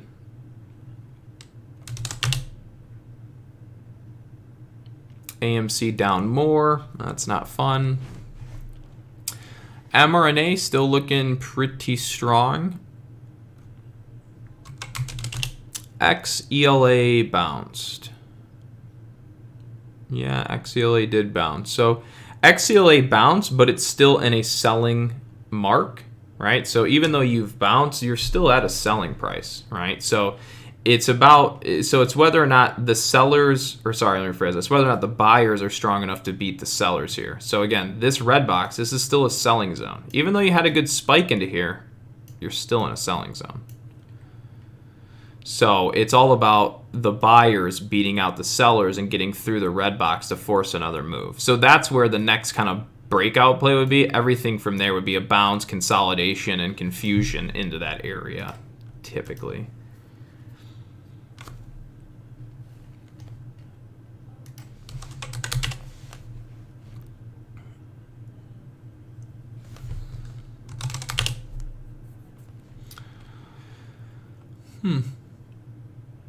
So there goes XELA starting to sell down a little more. ARL.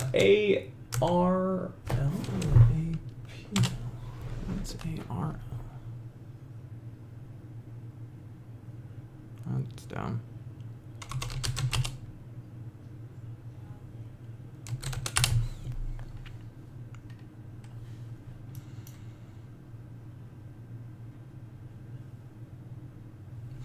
Yeah, still nothing crazy.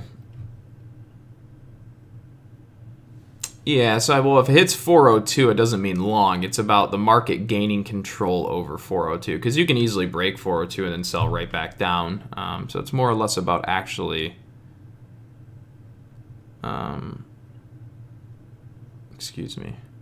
gaining control of that price.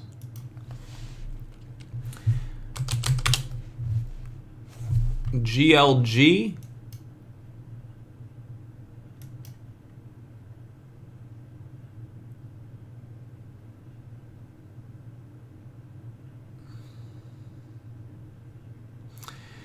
Yep, so this is GLG retesting resistance of $1.26. You can see we went right back up to retest kind of the previous high and towards that white line.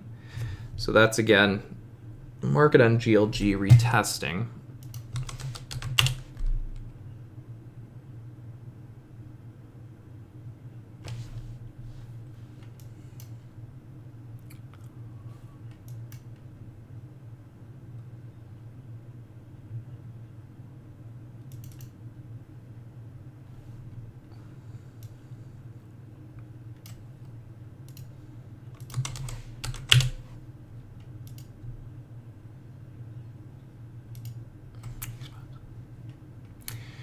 Yeah, so for the play for SGOC would be to, again, get up and through the $1.26 right now. But your max target really on a break of GLG right now would really only be up to like $1.36. So it's debatable.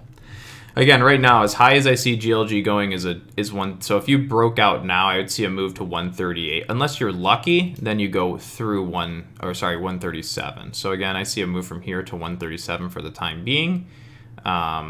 But that would probably be the most that I see for the time being, I think, on GLG.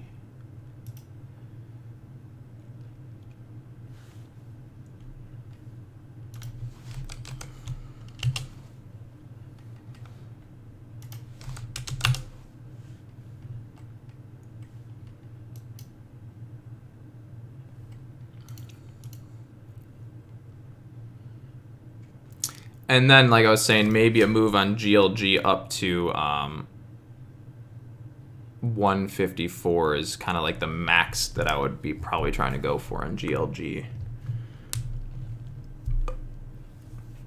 Oh, this is a good example to show you guys. Looking at the market here on the 4-hour chart. So, you know, if you're looking at the market today, you could be like, oh my gosh, the market, you know, why is it going down or blah, blah, blah.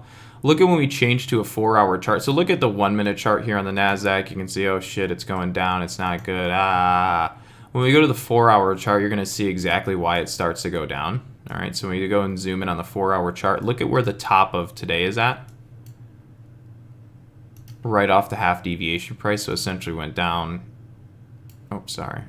Essentially went down, bounced all the way back up, hit a half deviation, selling back down.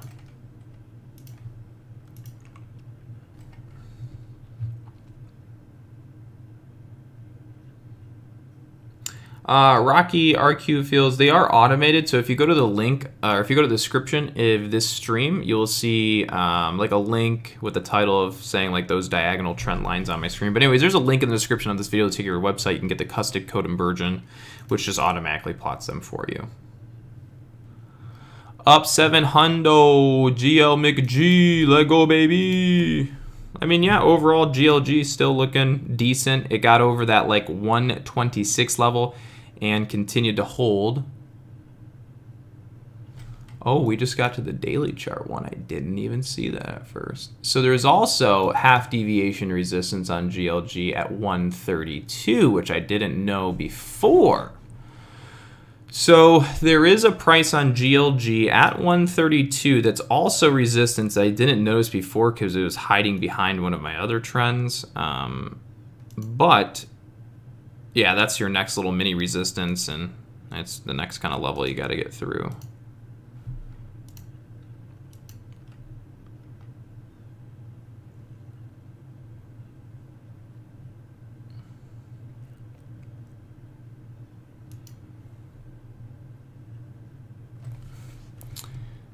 Let's take a peek back at AMC. Stock BON actually started to come up. Looks like AMC still continuing down. What a surprise.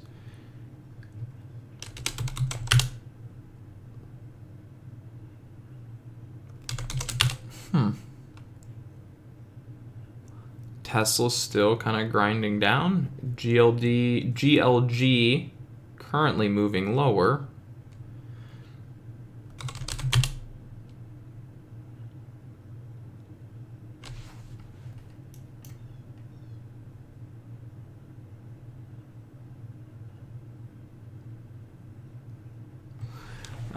Yeah, we'll have to do that a little bit later. It kind of, I mean, yeah, it can take some time when you're trying to do it live. Still kind of watching this SGOC here.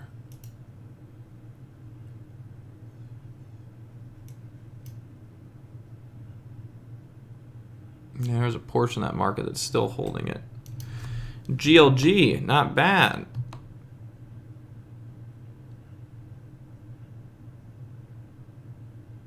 So GLG trying to kind of push higher here.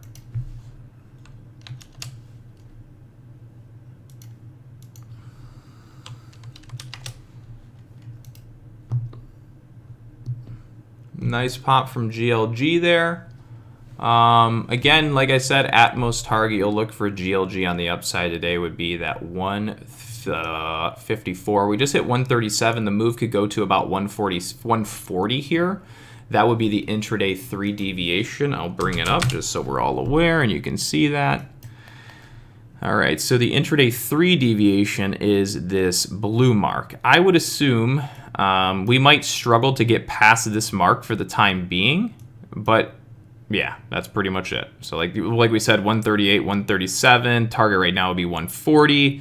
At most 155. So we're starting to get up there a little bit. I'm trading live, but I haven't. There's really been nothing that I've came across in the instance. I'm like, oh, I can do that. So kind of watching this GLG to see what happens as we get up to the price of 155.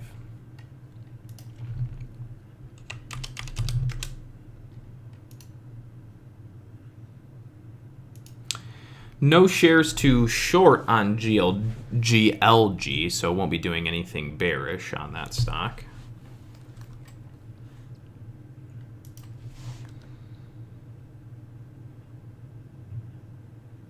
No, generally don't put price targets on moving averages, no.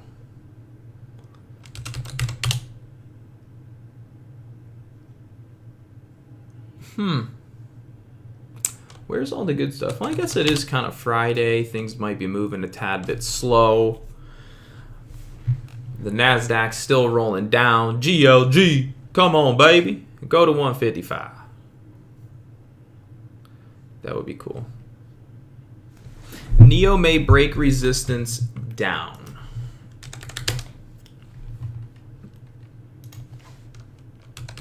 NEO probably already broke resistance when it was trading at the price of up here. I don't know. Let's just double check. But I'm assuming NEO already broke.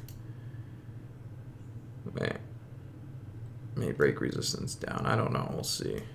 So there's that. No. I did not do that. And...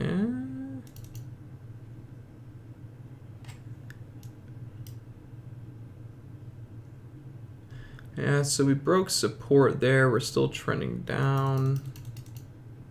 I see what you mean, though. Yeah, I'm going to pass on that, though. I just don't... move's already kind of started for me from a while back, so I'm just not going to... I don't think I'm going to trade into that. But I could see that still moving bearish, but I'm going to hold off. AEHR. W McW. Oh, what a little bit. Yeah, that's cool. So yeah, AEHR didn't quite get to our 365 target earlier, only got to a high of 356. We just now hit a high of 362, which would be 3 cents off the target that we had mentioned it could hit earlier today. So pretty much I would say AEHR is done moving for now until we can actually get up and through 367. Through 367 would be the new breakout play, so until we can actually do that, we're probably going to struggle.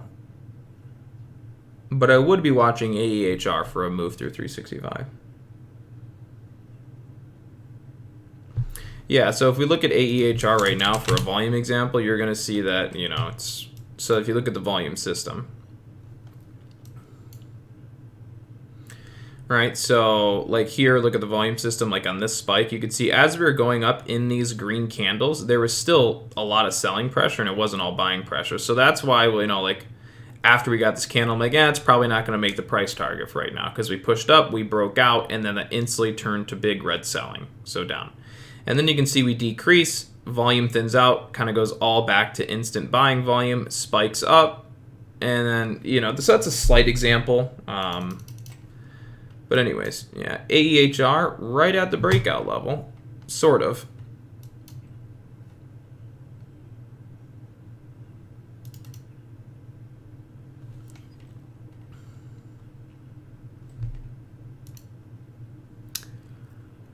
So again, if you look at the screen on the right, look at the screen on the right, look at the screen on the right, look at the screen on the right, look at the screen on the right. Why is AEHR pulling back? Do you see why it's pulling back? Because it's getting to that green line on the chart. Like that's why it went up there and that's why it's struggling, etc., etc.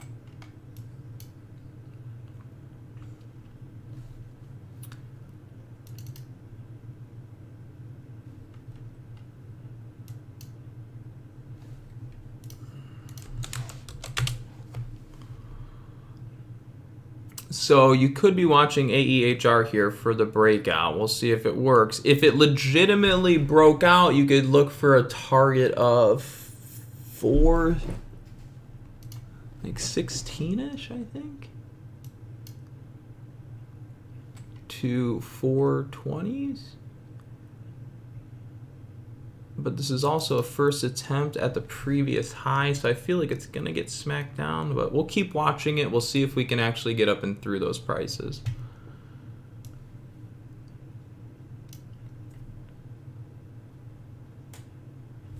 MOHO, halt up. Let me take a peek.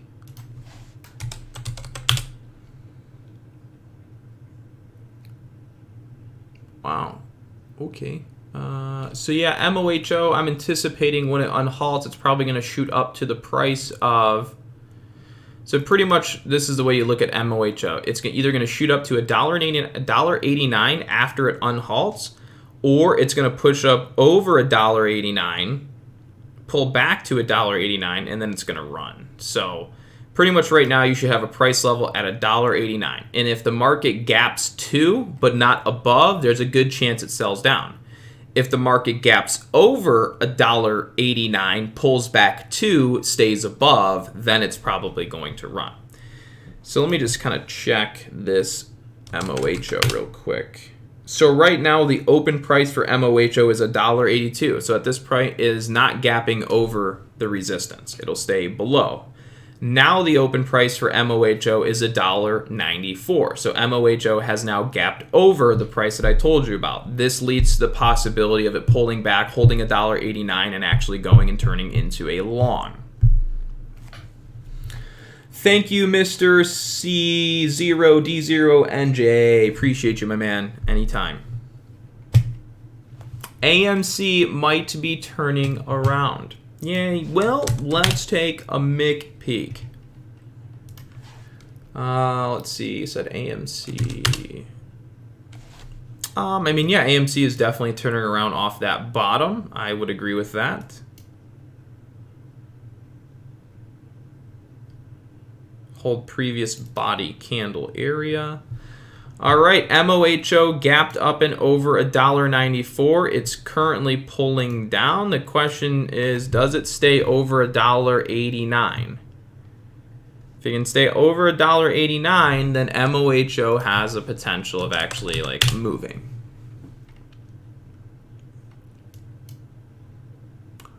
That's $1.89. Candles above it. We've pulled below it and selling down.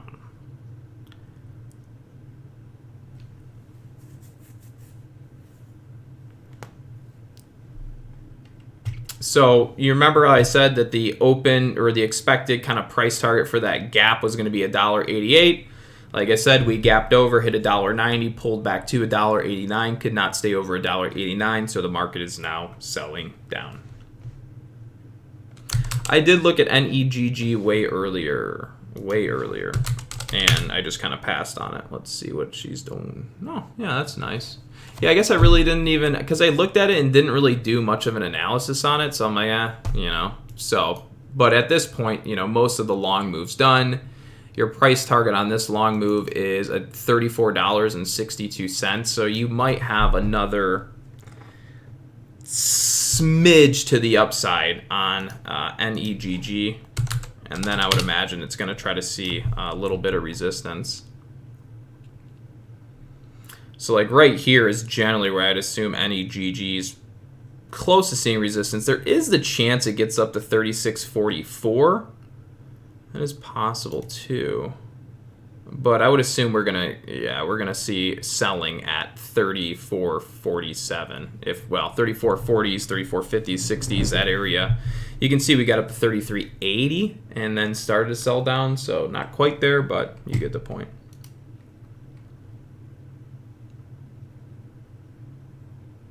How do you see that price? You can see that price a lot of times by looking at level 2. If you're asking about the opening price for that halt, and it's used by looking at the level 2 price when it's currently halted.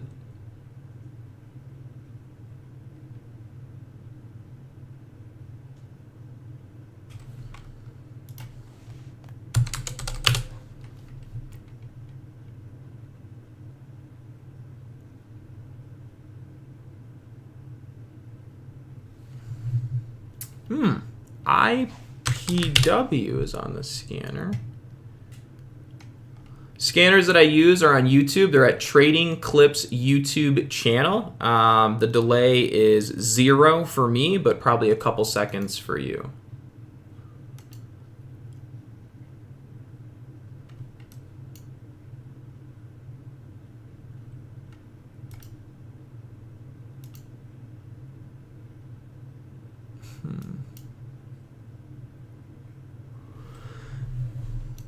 So NEGG, that's still holding okay. Again, it didn't reach the price target of 34 like 60, so still arguably has the opportunity of getting up to 34.60-ish.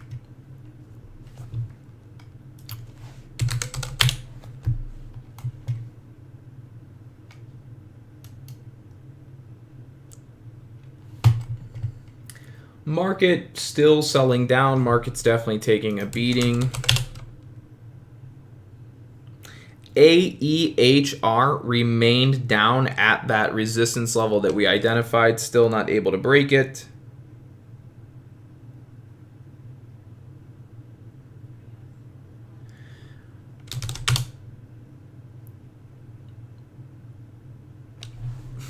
Yeah, AMC moved back down again, just not anything that I'm trading right now.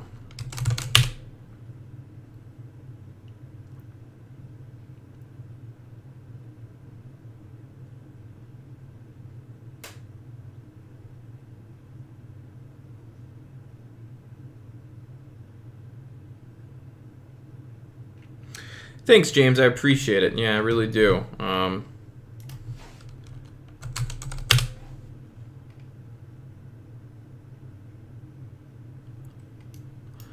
Yeah, so again, NEGG kind of held over the 9 moving average there. Like I said, you might get that spike up to 34.60. We'll see. There's definitely a battle going on between the bulls and the bears right now. Bears are trying to smack it back down because it's overbought from 3 to 4 deviations, and it's on +2 deviation on the long-term chart. But the question is, who's going to win the MIC battle? There's a lot of selling pressure on NEGG currently, and the TTM is dark blue, but still has yet to actually break down.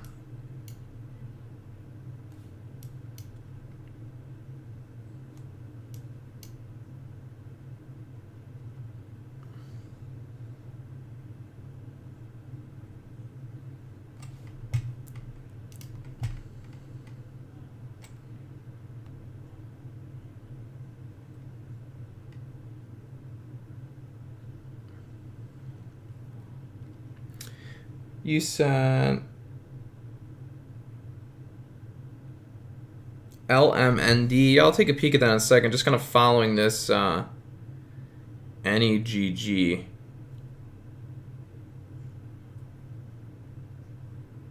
I could be battling for something that's pointless, but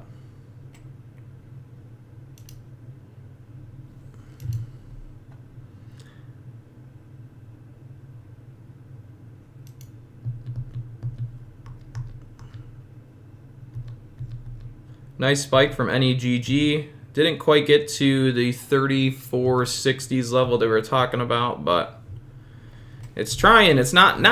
It's not. It's not. 30, what did I say? I could also see NEGG hit all the way up. I mean, it went to 79, so there is a lot of volatility with this. So I should expect that it can bounce higher than I'm thinking. So I will say right now, my at-most target on NEGG today is going to be up to the price of $36.50.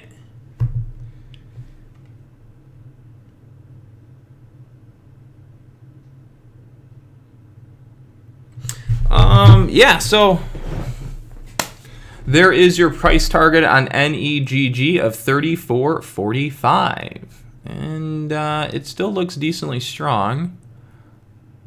Well, it's actually $34.80 is legitimately the target. My level's a little off, but anyways.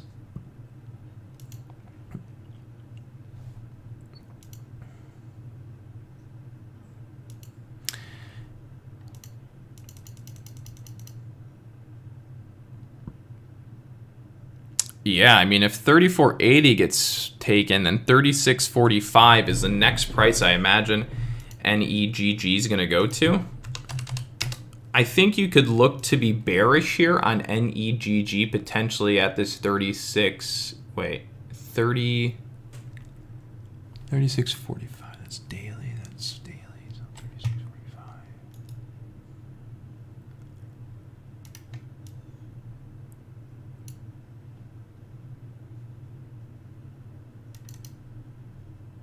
No. Why do you do that? Why do you never listen, computer? You're supposed to go to the line that I want you to go to. Stop it. Stop. Thank you. Yeah, I mean, it's definitely a big business change.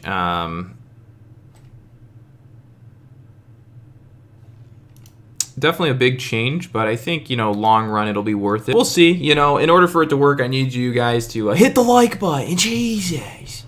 No, but seriously, I enjoy this. I enjoy being on YouTube, and I enjoy teaching people and trading, and I really do think that if I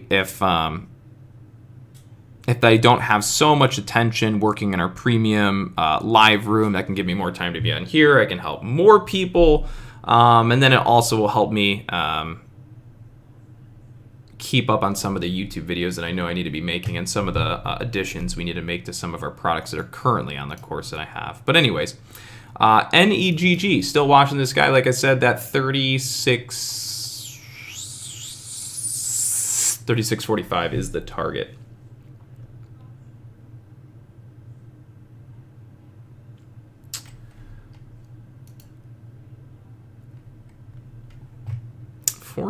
Very nice. 245 viewers. I appreciate you guys tuning in. I wonder how many days straight it will take us streaming to hit the mad numbers. Let's go. Anyways, so I am kind of looking and debating about doing a short trade here at 36.45 with our friend NEGG. It would be me trading against a trend, but I believe that this trend that we're in is supposed to end right at about 36.45. I could be wrong because we're still not breaking a level we need to break.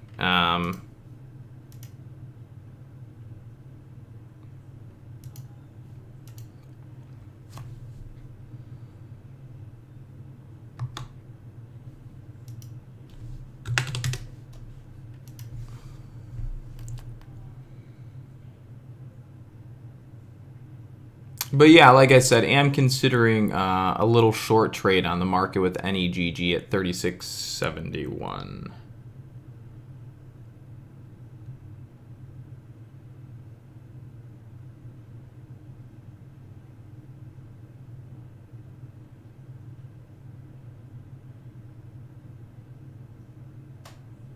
Yeah, this stream will be viewable afterwards, of course. So far, it's going to be a pretty cool... I mean, we didn't do really like any trading here because most of the stuff I was looking at haven't really touched levels I've wanted. But for the things that we did analysis on, if you go back and look, almost so far, most of our analysis have been almost perfect to the T.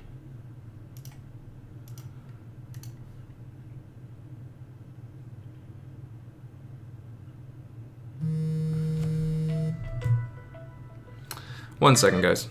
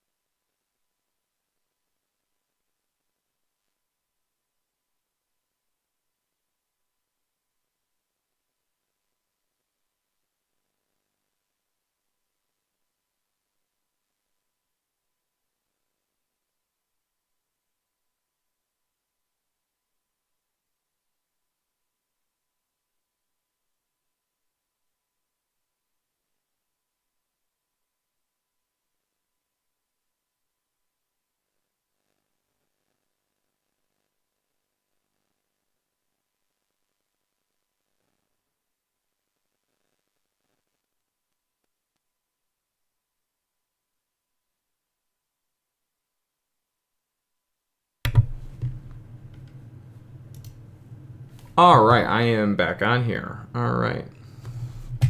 GLG, actually, it's a good idea you mentioned that because I kind of forgot about that. Always looking at so many different stocks and plays. So you can see or what's it called? Whatever that is, NEGG just kind of pulled back a little bit. GLG can't really get over the 126 and sustain for the time being. AMC is trying to do like a bounce right now. Honestly, doesn't look too bad. Again, my price targets for AMC, when I say price targets, it's more or less the two interaction points I'm interested in are here at 38.43. So on the day, this would be my at most long target. God damn it, Thinkorswim, you really suck sometimes. So yeah, pretty much to put it simply, at most target for the day for me on AMC is 38.45 to 38.75. That would be my long target so far in this market right now. Does seem like the market's holding pretty solid here on AMC so far. Again, realistically, should have been adding long to AMC yesterday. Today is more of like a dip day to maybe just retest the support. I just don't see like a gigantic breakout day from AMC.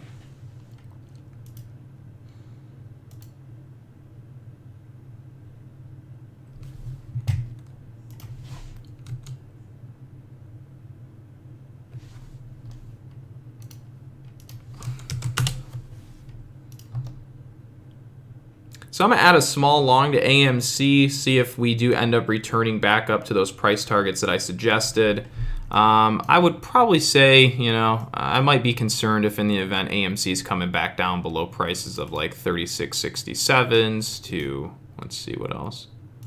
And when I say small, it's again pretty small position, just going to watch it while I look at other things. But really it's just trying to return the market back to its statistical deviation prices is all. So yeah, again, like I said, we'll see. I would really want to see AMC staying above trend, which is down at like 36.68. So,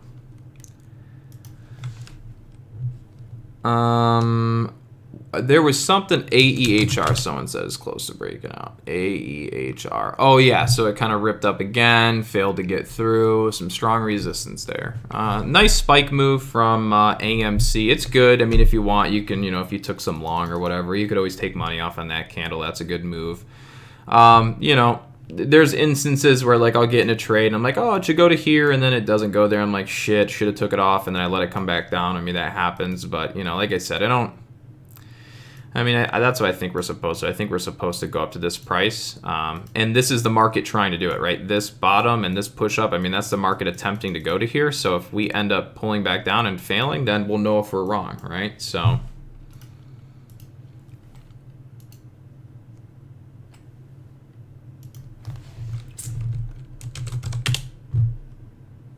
the Qs are really just getting smacked today. Markets are just remaining extremely, extremely bearish. Surprisingly, AMC is trading okay, though.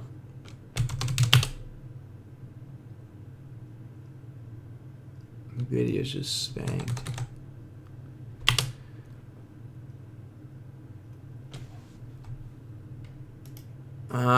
This could turn into a bad day. Much worse than we've seen. I mean, ideally, the market has to hold the previous price action bottom, or else the market's just going to thin out way big to the downside.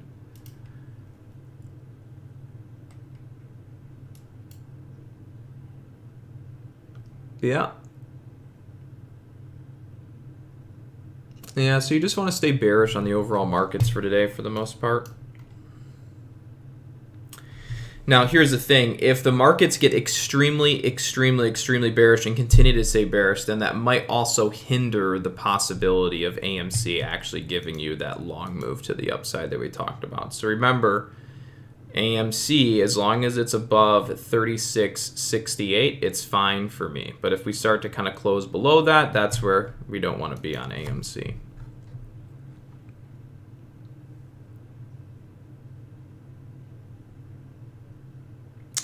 No, I do not remember your picture yesterday on the cues. I apologize.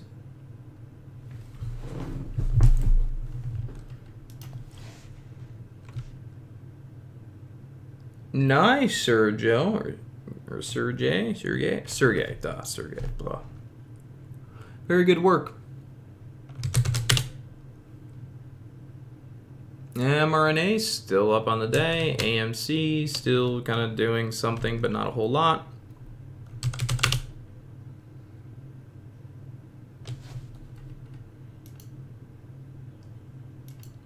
NVIDIA is going to stay bearish as long as the overall market stays bearish. Any large cap tech is going to stay down as long as NVIDIA stays down. So whatever you want to do with NVIDIA, you just got to watch QQQ or /NQ. That's all you have to do.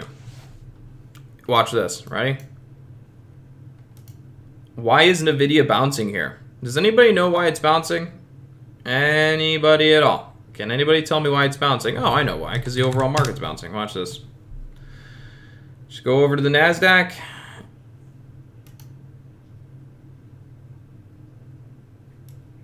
Okay, look at the price comparison. NVIDIA starts up, then goes down. Market starts up, then goes down. Okay, NVIDIA kind of holds a little bit. Market tries to hold a little bit. Market sells off, NVIDIA sells off.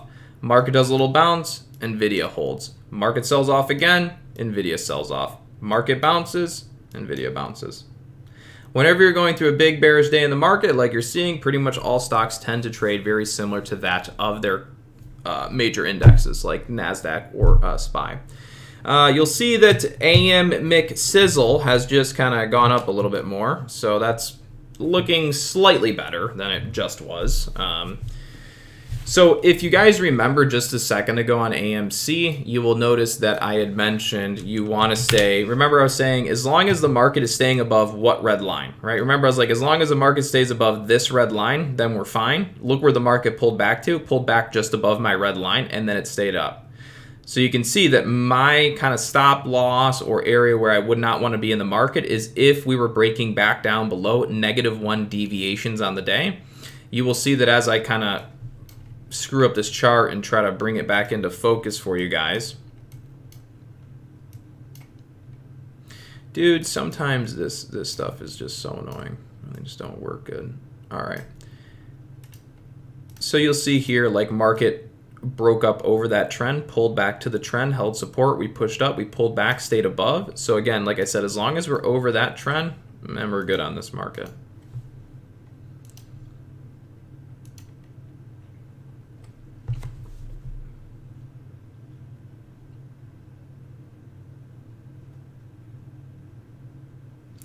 Lego AMC, I never doubted you for 1 second. To the moon, 100,000. I love you, Matt Kors and Trades. You guys are my boyfriends.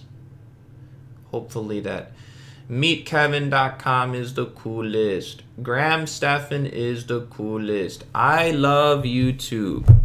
I love Google. Help me get more views. I become your slave.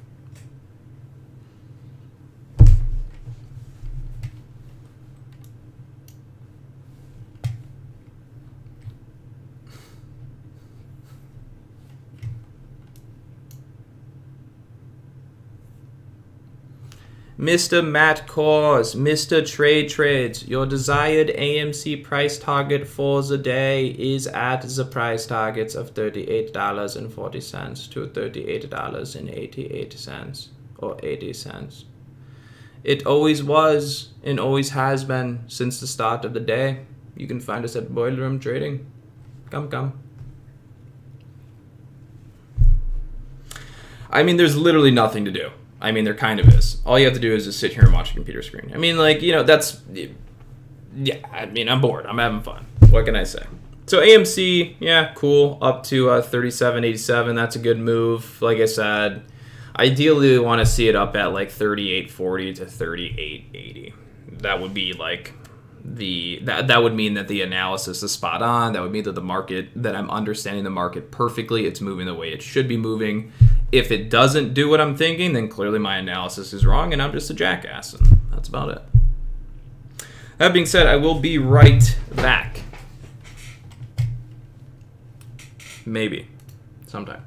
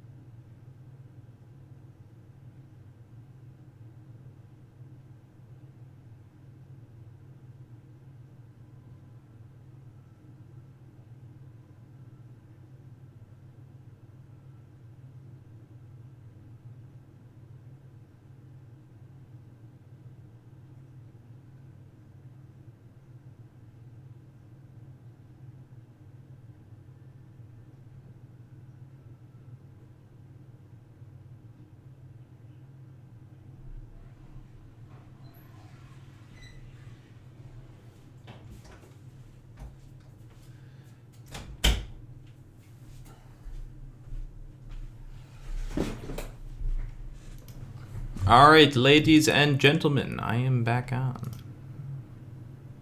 Ooh. So, if we look at AMC, you're going to see that it's currently pulling back or going red, and the reason that it's currently pulling back and going red is because we have reached what's called a intraday half deviation. That's what created that red candle there.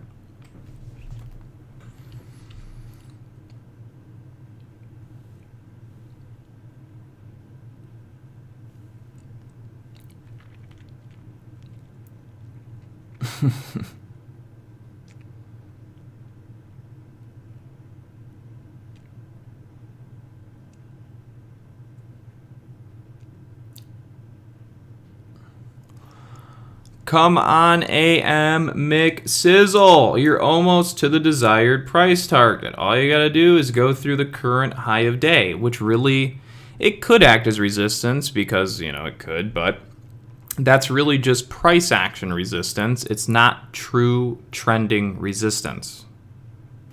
True trending resistance exists at the price of 38.40 to 38.80.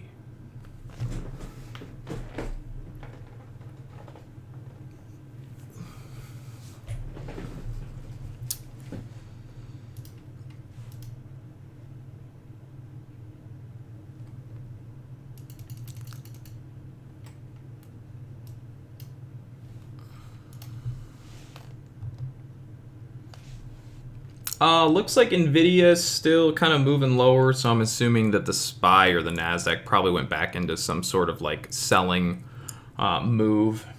CTK also hit the scanner, not that that's anything too crazy, but just an FYI, it is on the scanner. All right, let's take a peek back at the longer term chart on AMC really quickly. Excuse me.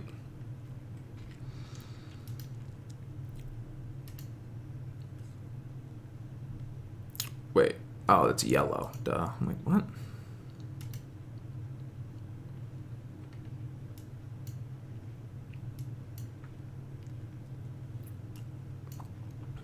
All right, so the market has done its pullback off of, market's done its pullback off the high. Oh, I keep going. No wonder why. Duh.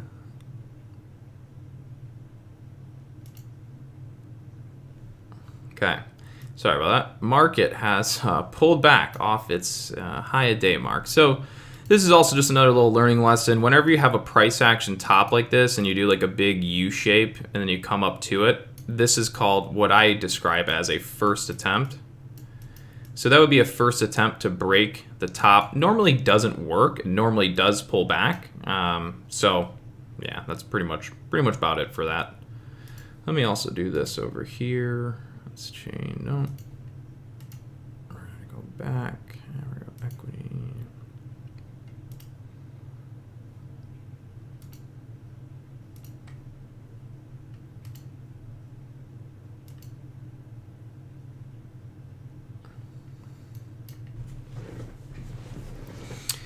Yeah. Okay. I see. Don't really see a ton of volatility right now. Unless I'm just in the wrong areas.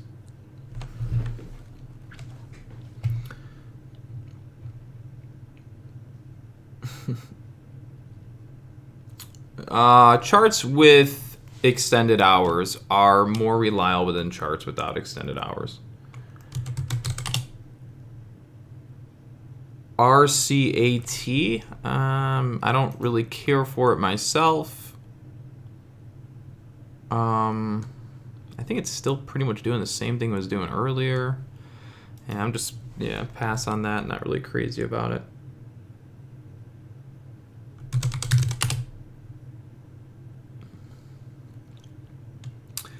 Yep, STEM. You could be watching STEM for a 1 deviation bounce here in the next couple days. NEGG, can I take a look?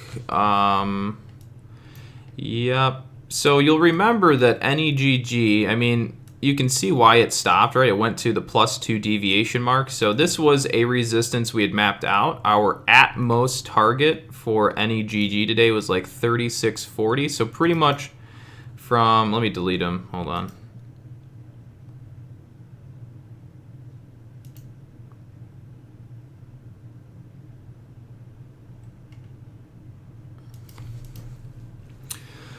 Oh, come on. So, with NEGG, today the resistance zone that we pretty much mapped off was from 34.68. Jesus, come on. Let's go. 1 second. Was from 34.68 to...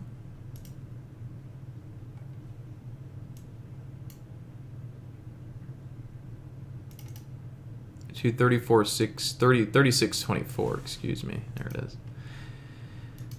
Okay, so anyways, this was kind of the desired target long zone.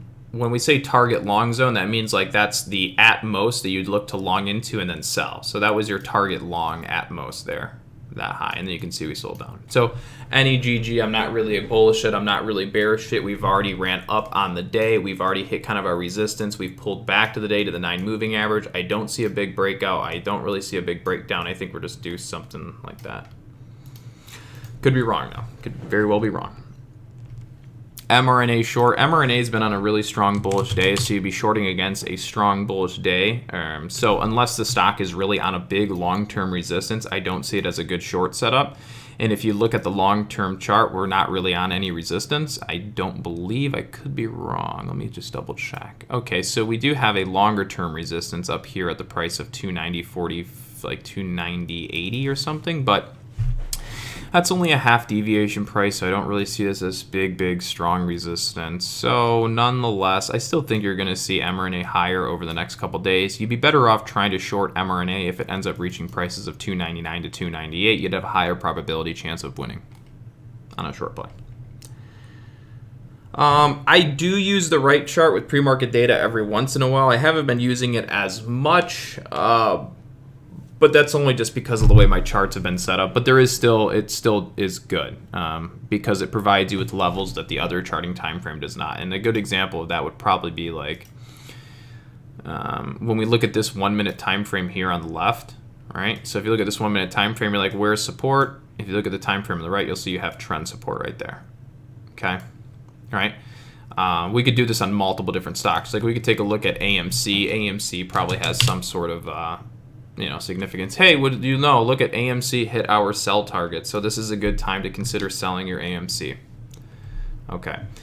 Now, so yeah, there's AMC's target back up on the day, 38.40s, 50s, 38.80s, or whatever. So you've just entered your selling zone for AMC. This would be usually a better time to consider being bearish on AMC now. So could also consider reversing into a short trade here on AMC if you'd like. Candle's already kind of down. You could still also see AMC up into the top zone here of 38.76.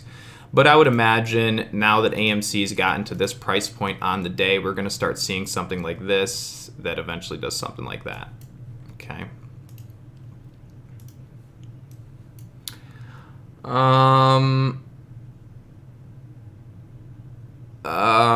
What am I saying, Connor? There was something else I was going to do, then AMC just like decided to move. Don't know. Couldn't tell you.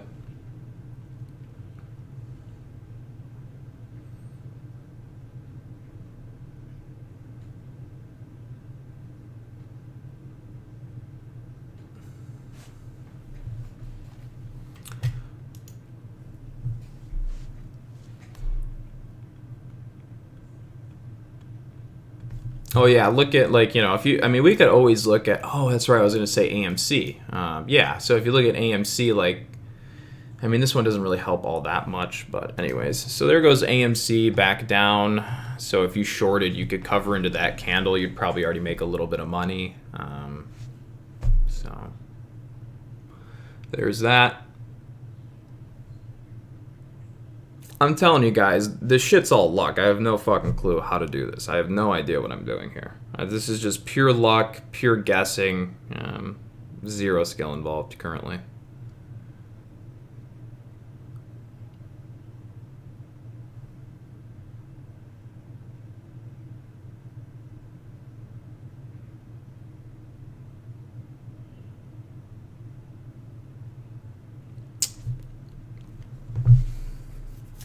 But Matt, Mr. Kors, and Mr. Trade Trades, your price target's been achieved on the day. So, Moon Gang. Motherfucking Moon Gang. Yeah, so price targets have been reached. If anybody wants to hop over there and just let them know. And it can save them a lot of trouble throughout the day of trying to figure things out. Please do.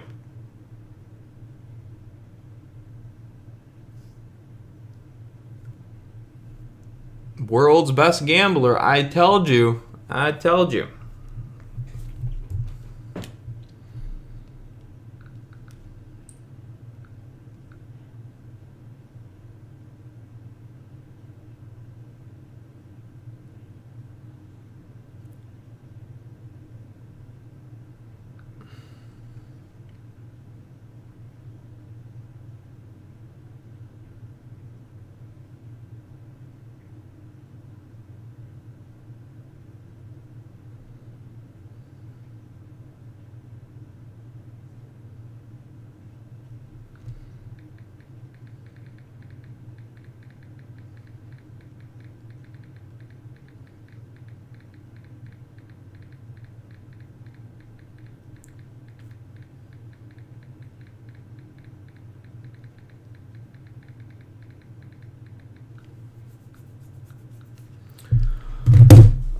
Is there an indicator?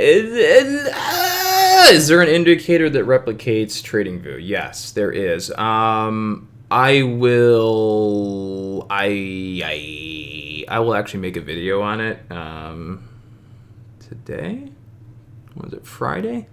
No, I'm getting hammered today. I can't make YouTube videos. No, I'm just kidding. But probably not today. I don't know. I guess it could be. It depends on how much of a grown-up I want to be today.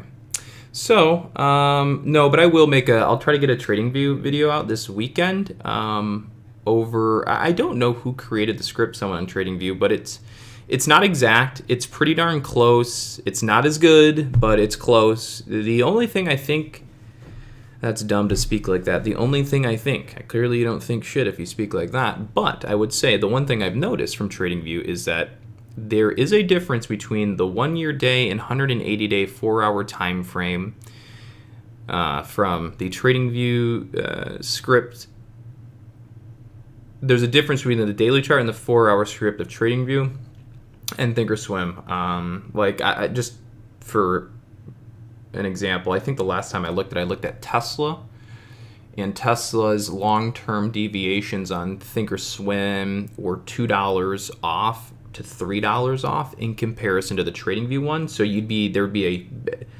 and of course it would change via the stock and via the deviation. But for example, on that specific day, there would have been a $3 discrepancy between TradingView's long-term levels and Thinkorswim's long-term levels. So it was still off. So that's why I don't use that, and that's why I haven't really recommended it. But if I make a video that, you know, definitely emphasizes on the levels being a little off, then I think there could still be some value to it.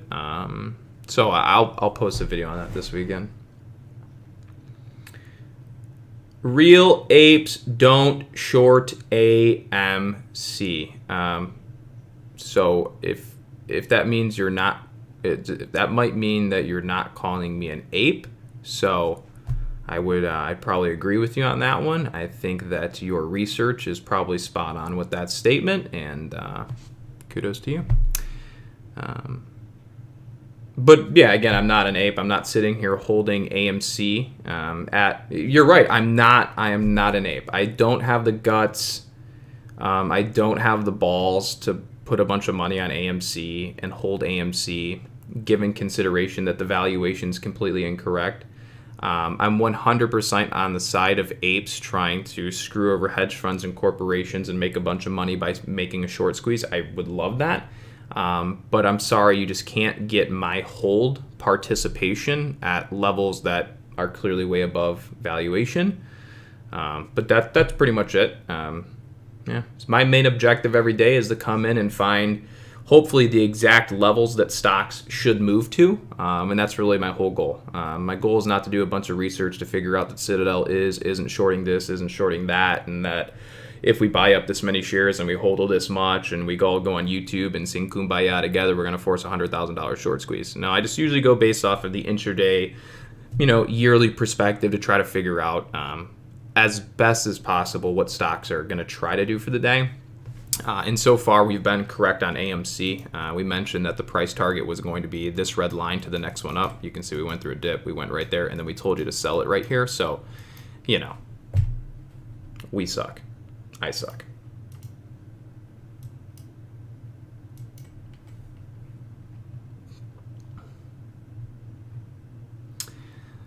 But yeah, motherfucking Moon Gang, hey, let go. I can't dance, but I do have fun with it. Actually, I can dance. People say I'm kind of funky, I'm kind of groovy when it gets to the dance floor, but I'll let your mom be the judge of that one. Oh, shit. She. Connor, I am new, and I would like to know about FVRR UPST. Is FVRR is Fiverr, which I actually use Fiverr from time to time, quite often.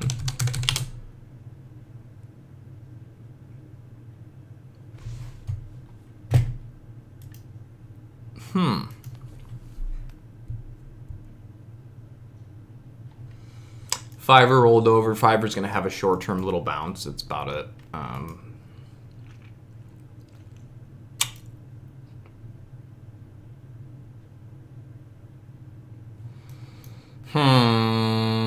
Okay, this is what I'll say. Look at where we're bouncing, but we're not actually on support. So this could be a situation where it looks like it's going to bounce, and then they roll a red candle down to about 202, and then they bounce it. So, this is always a decision for you to make. Sometimes they will bounce here, and you miss the trade by trying to be too stingy. So this is a situation where I'd say I think Fiverr's got a little counter trend bounce in it. I would take, let's say that your average position's 100 shares. Then I would say take 25 shares here, thinking that you could get an immediate bounce. But if you're wrong, you get taken to the downside only on 25 shares, and then you add another 75 shares on the actual trending support and then try to bounce it. And then if that fails, you cut your loss. That's how I go about that.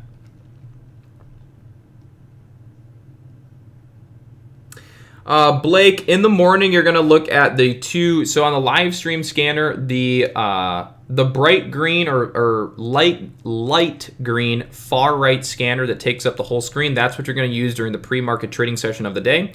The red one just left of the up gapper scanner that's pink/red, you're going to use that during pre-market for all your stocks gapping down. The far two left scanners on the top, you're going to use the bottom one for reversal trading. You'll use the one on the top left for momentum day trading. You'll use the bottom left scanner for momentum trading. Halt trading, you use the bottom right scanner. The box that's black, you're going to use it for news.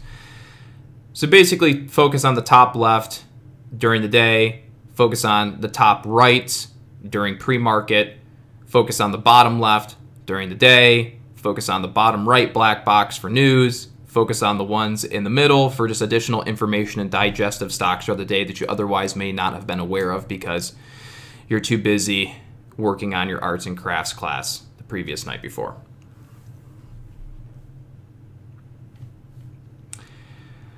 So let's go look at NVIDIA really quickly. So remember how we said NVIDIA, what's it going to do? What's it going to do? What do you think about NVIDIA? And I told you that all you had to do was watch the NASDAQ, and whatever the NASDAQ did, you would do on whatever the NASDAQ did, you would do on NVIDIA. So you can see that the NASDAQ has bottomed and it started to bounce, and you will now see that NVIDIA has bottomed and it is starting to bounce. So really what I should tie into that, if you're newer to the channel, you may have not seen this goofy face before, but now that you've seen this goofy face before, you can just do nothing but tune in every single day to see this goofy face. So ideally, if you're going to try to trade a bounce, right, there's two ways bounces come. They either come because the entire stock market sold off and the entire stock market's bottoming, so stocks are going to bottom. Or it's really just the stock selling off to support and it's going to bottom. So you have to be able to determine for yourself on the day when you're trying to trade a bounce if it's really just the market selling off that's creating the downward selling pressure on stocks, or if it's the actual stock itself selling off because it wants to sell off. So whenever it comes to doing a bounce trade or a short trade, there's two things you have to really consider. Is it the overall markets that are just trading negatively, taking down the stock, which then means when the overall markets start to trade positively, the bounce on stocks will happen? Or is it just the fact that the stock for the day is having a shitty day and we have to figure out where its true support bounce is at? Because stocks like NVIDIA or any others, they could be selling all the way down in the day and never actually touch a true trending support and then have a significant bounce in the day. And you're like, well, what the hell? We're $3 away from support. And simply, it could just be because the actual stock market is starting to bounce. And that's why. So you always have to figure out what's the reason for the markets moving the way they're moving. And a lot of times it's going to be because the stock market's having a bad day.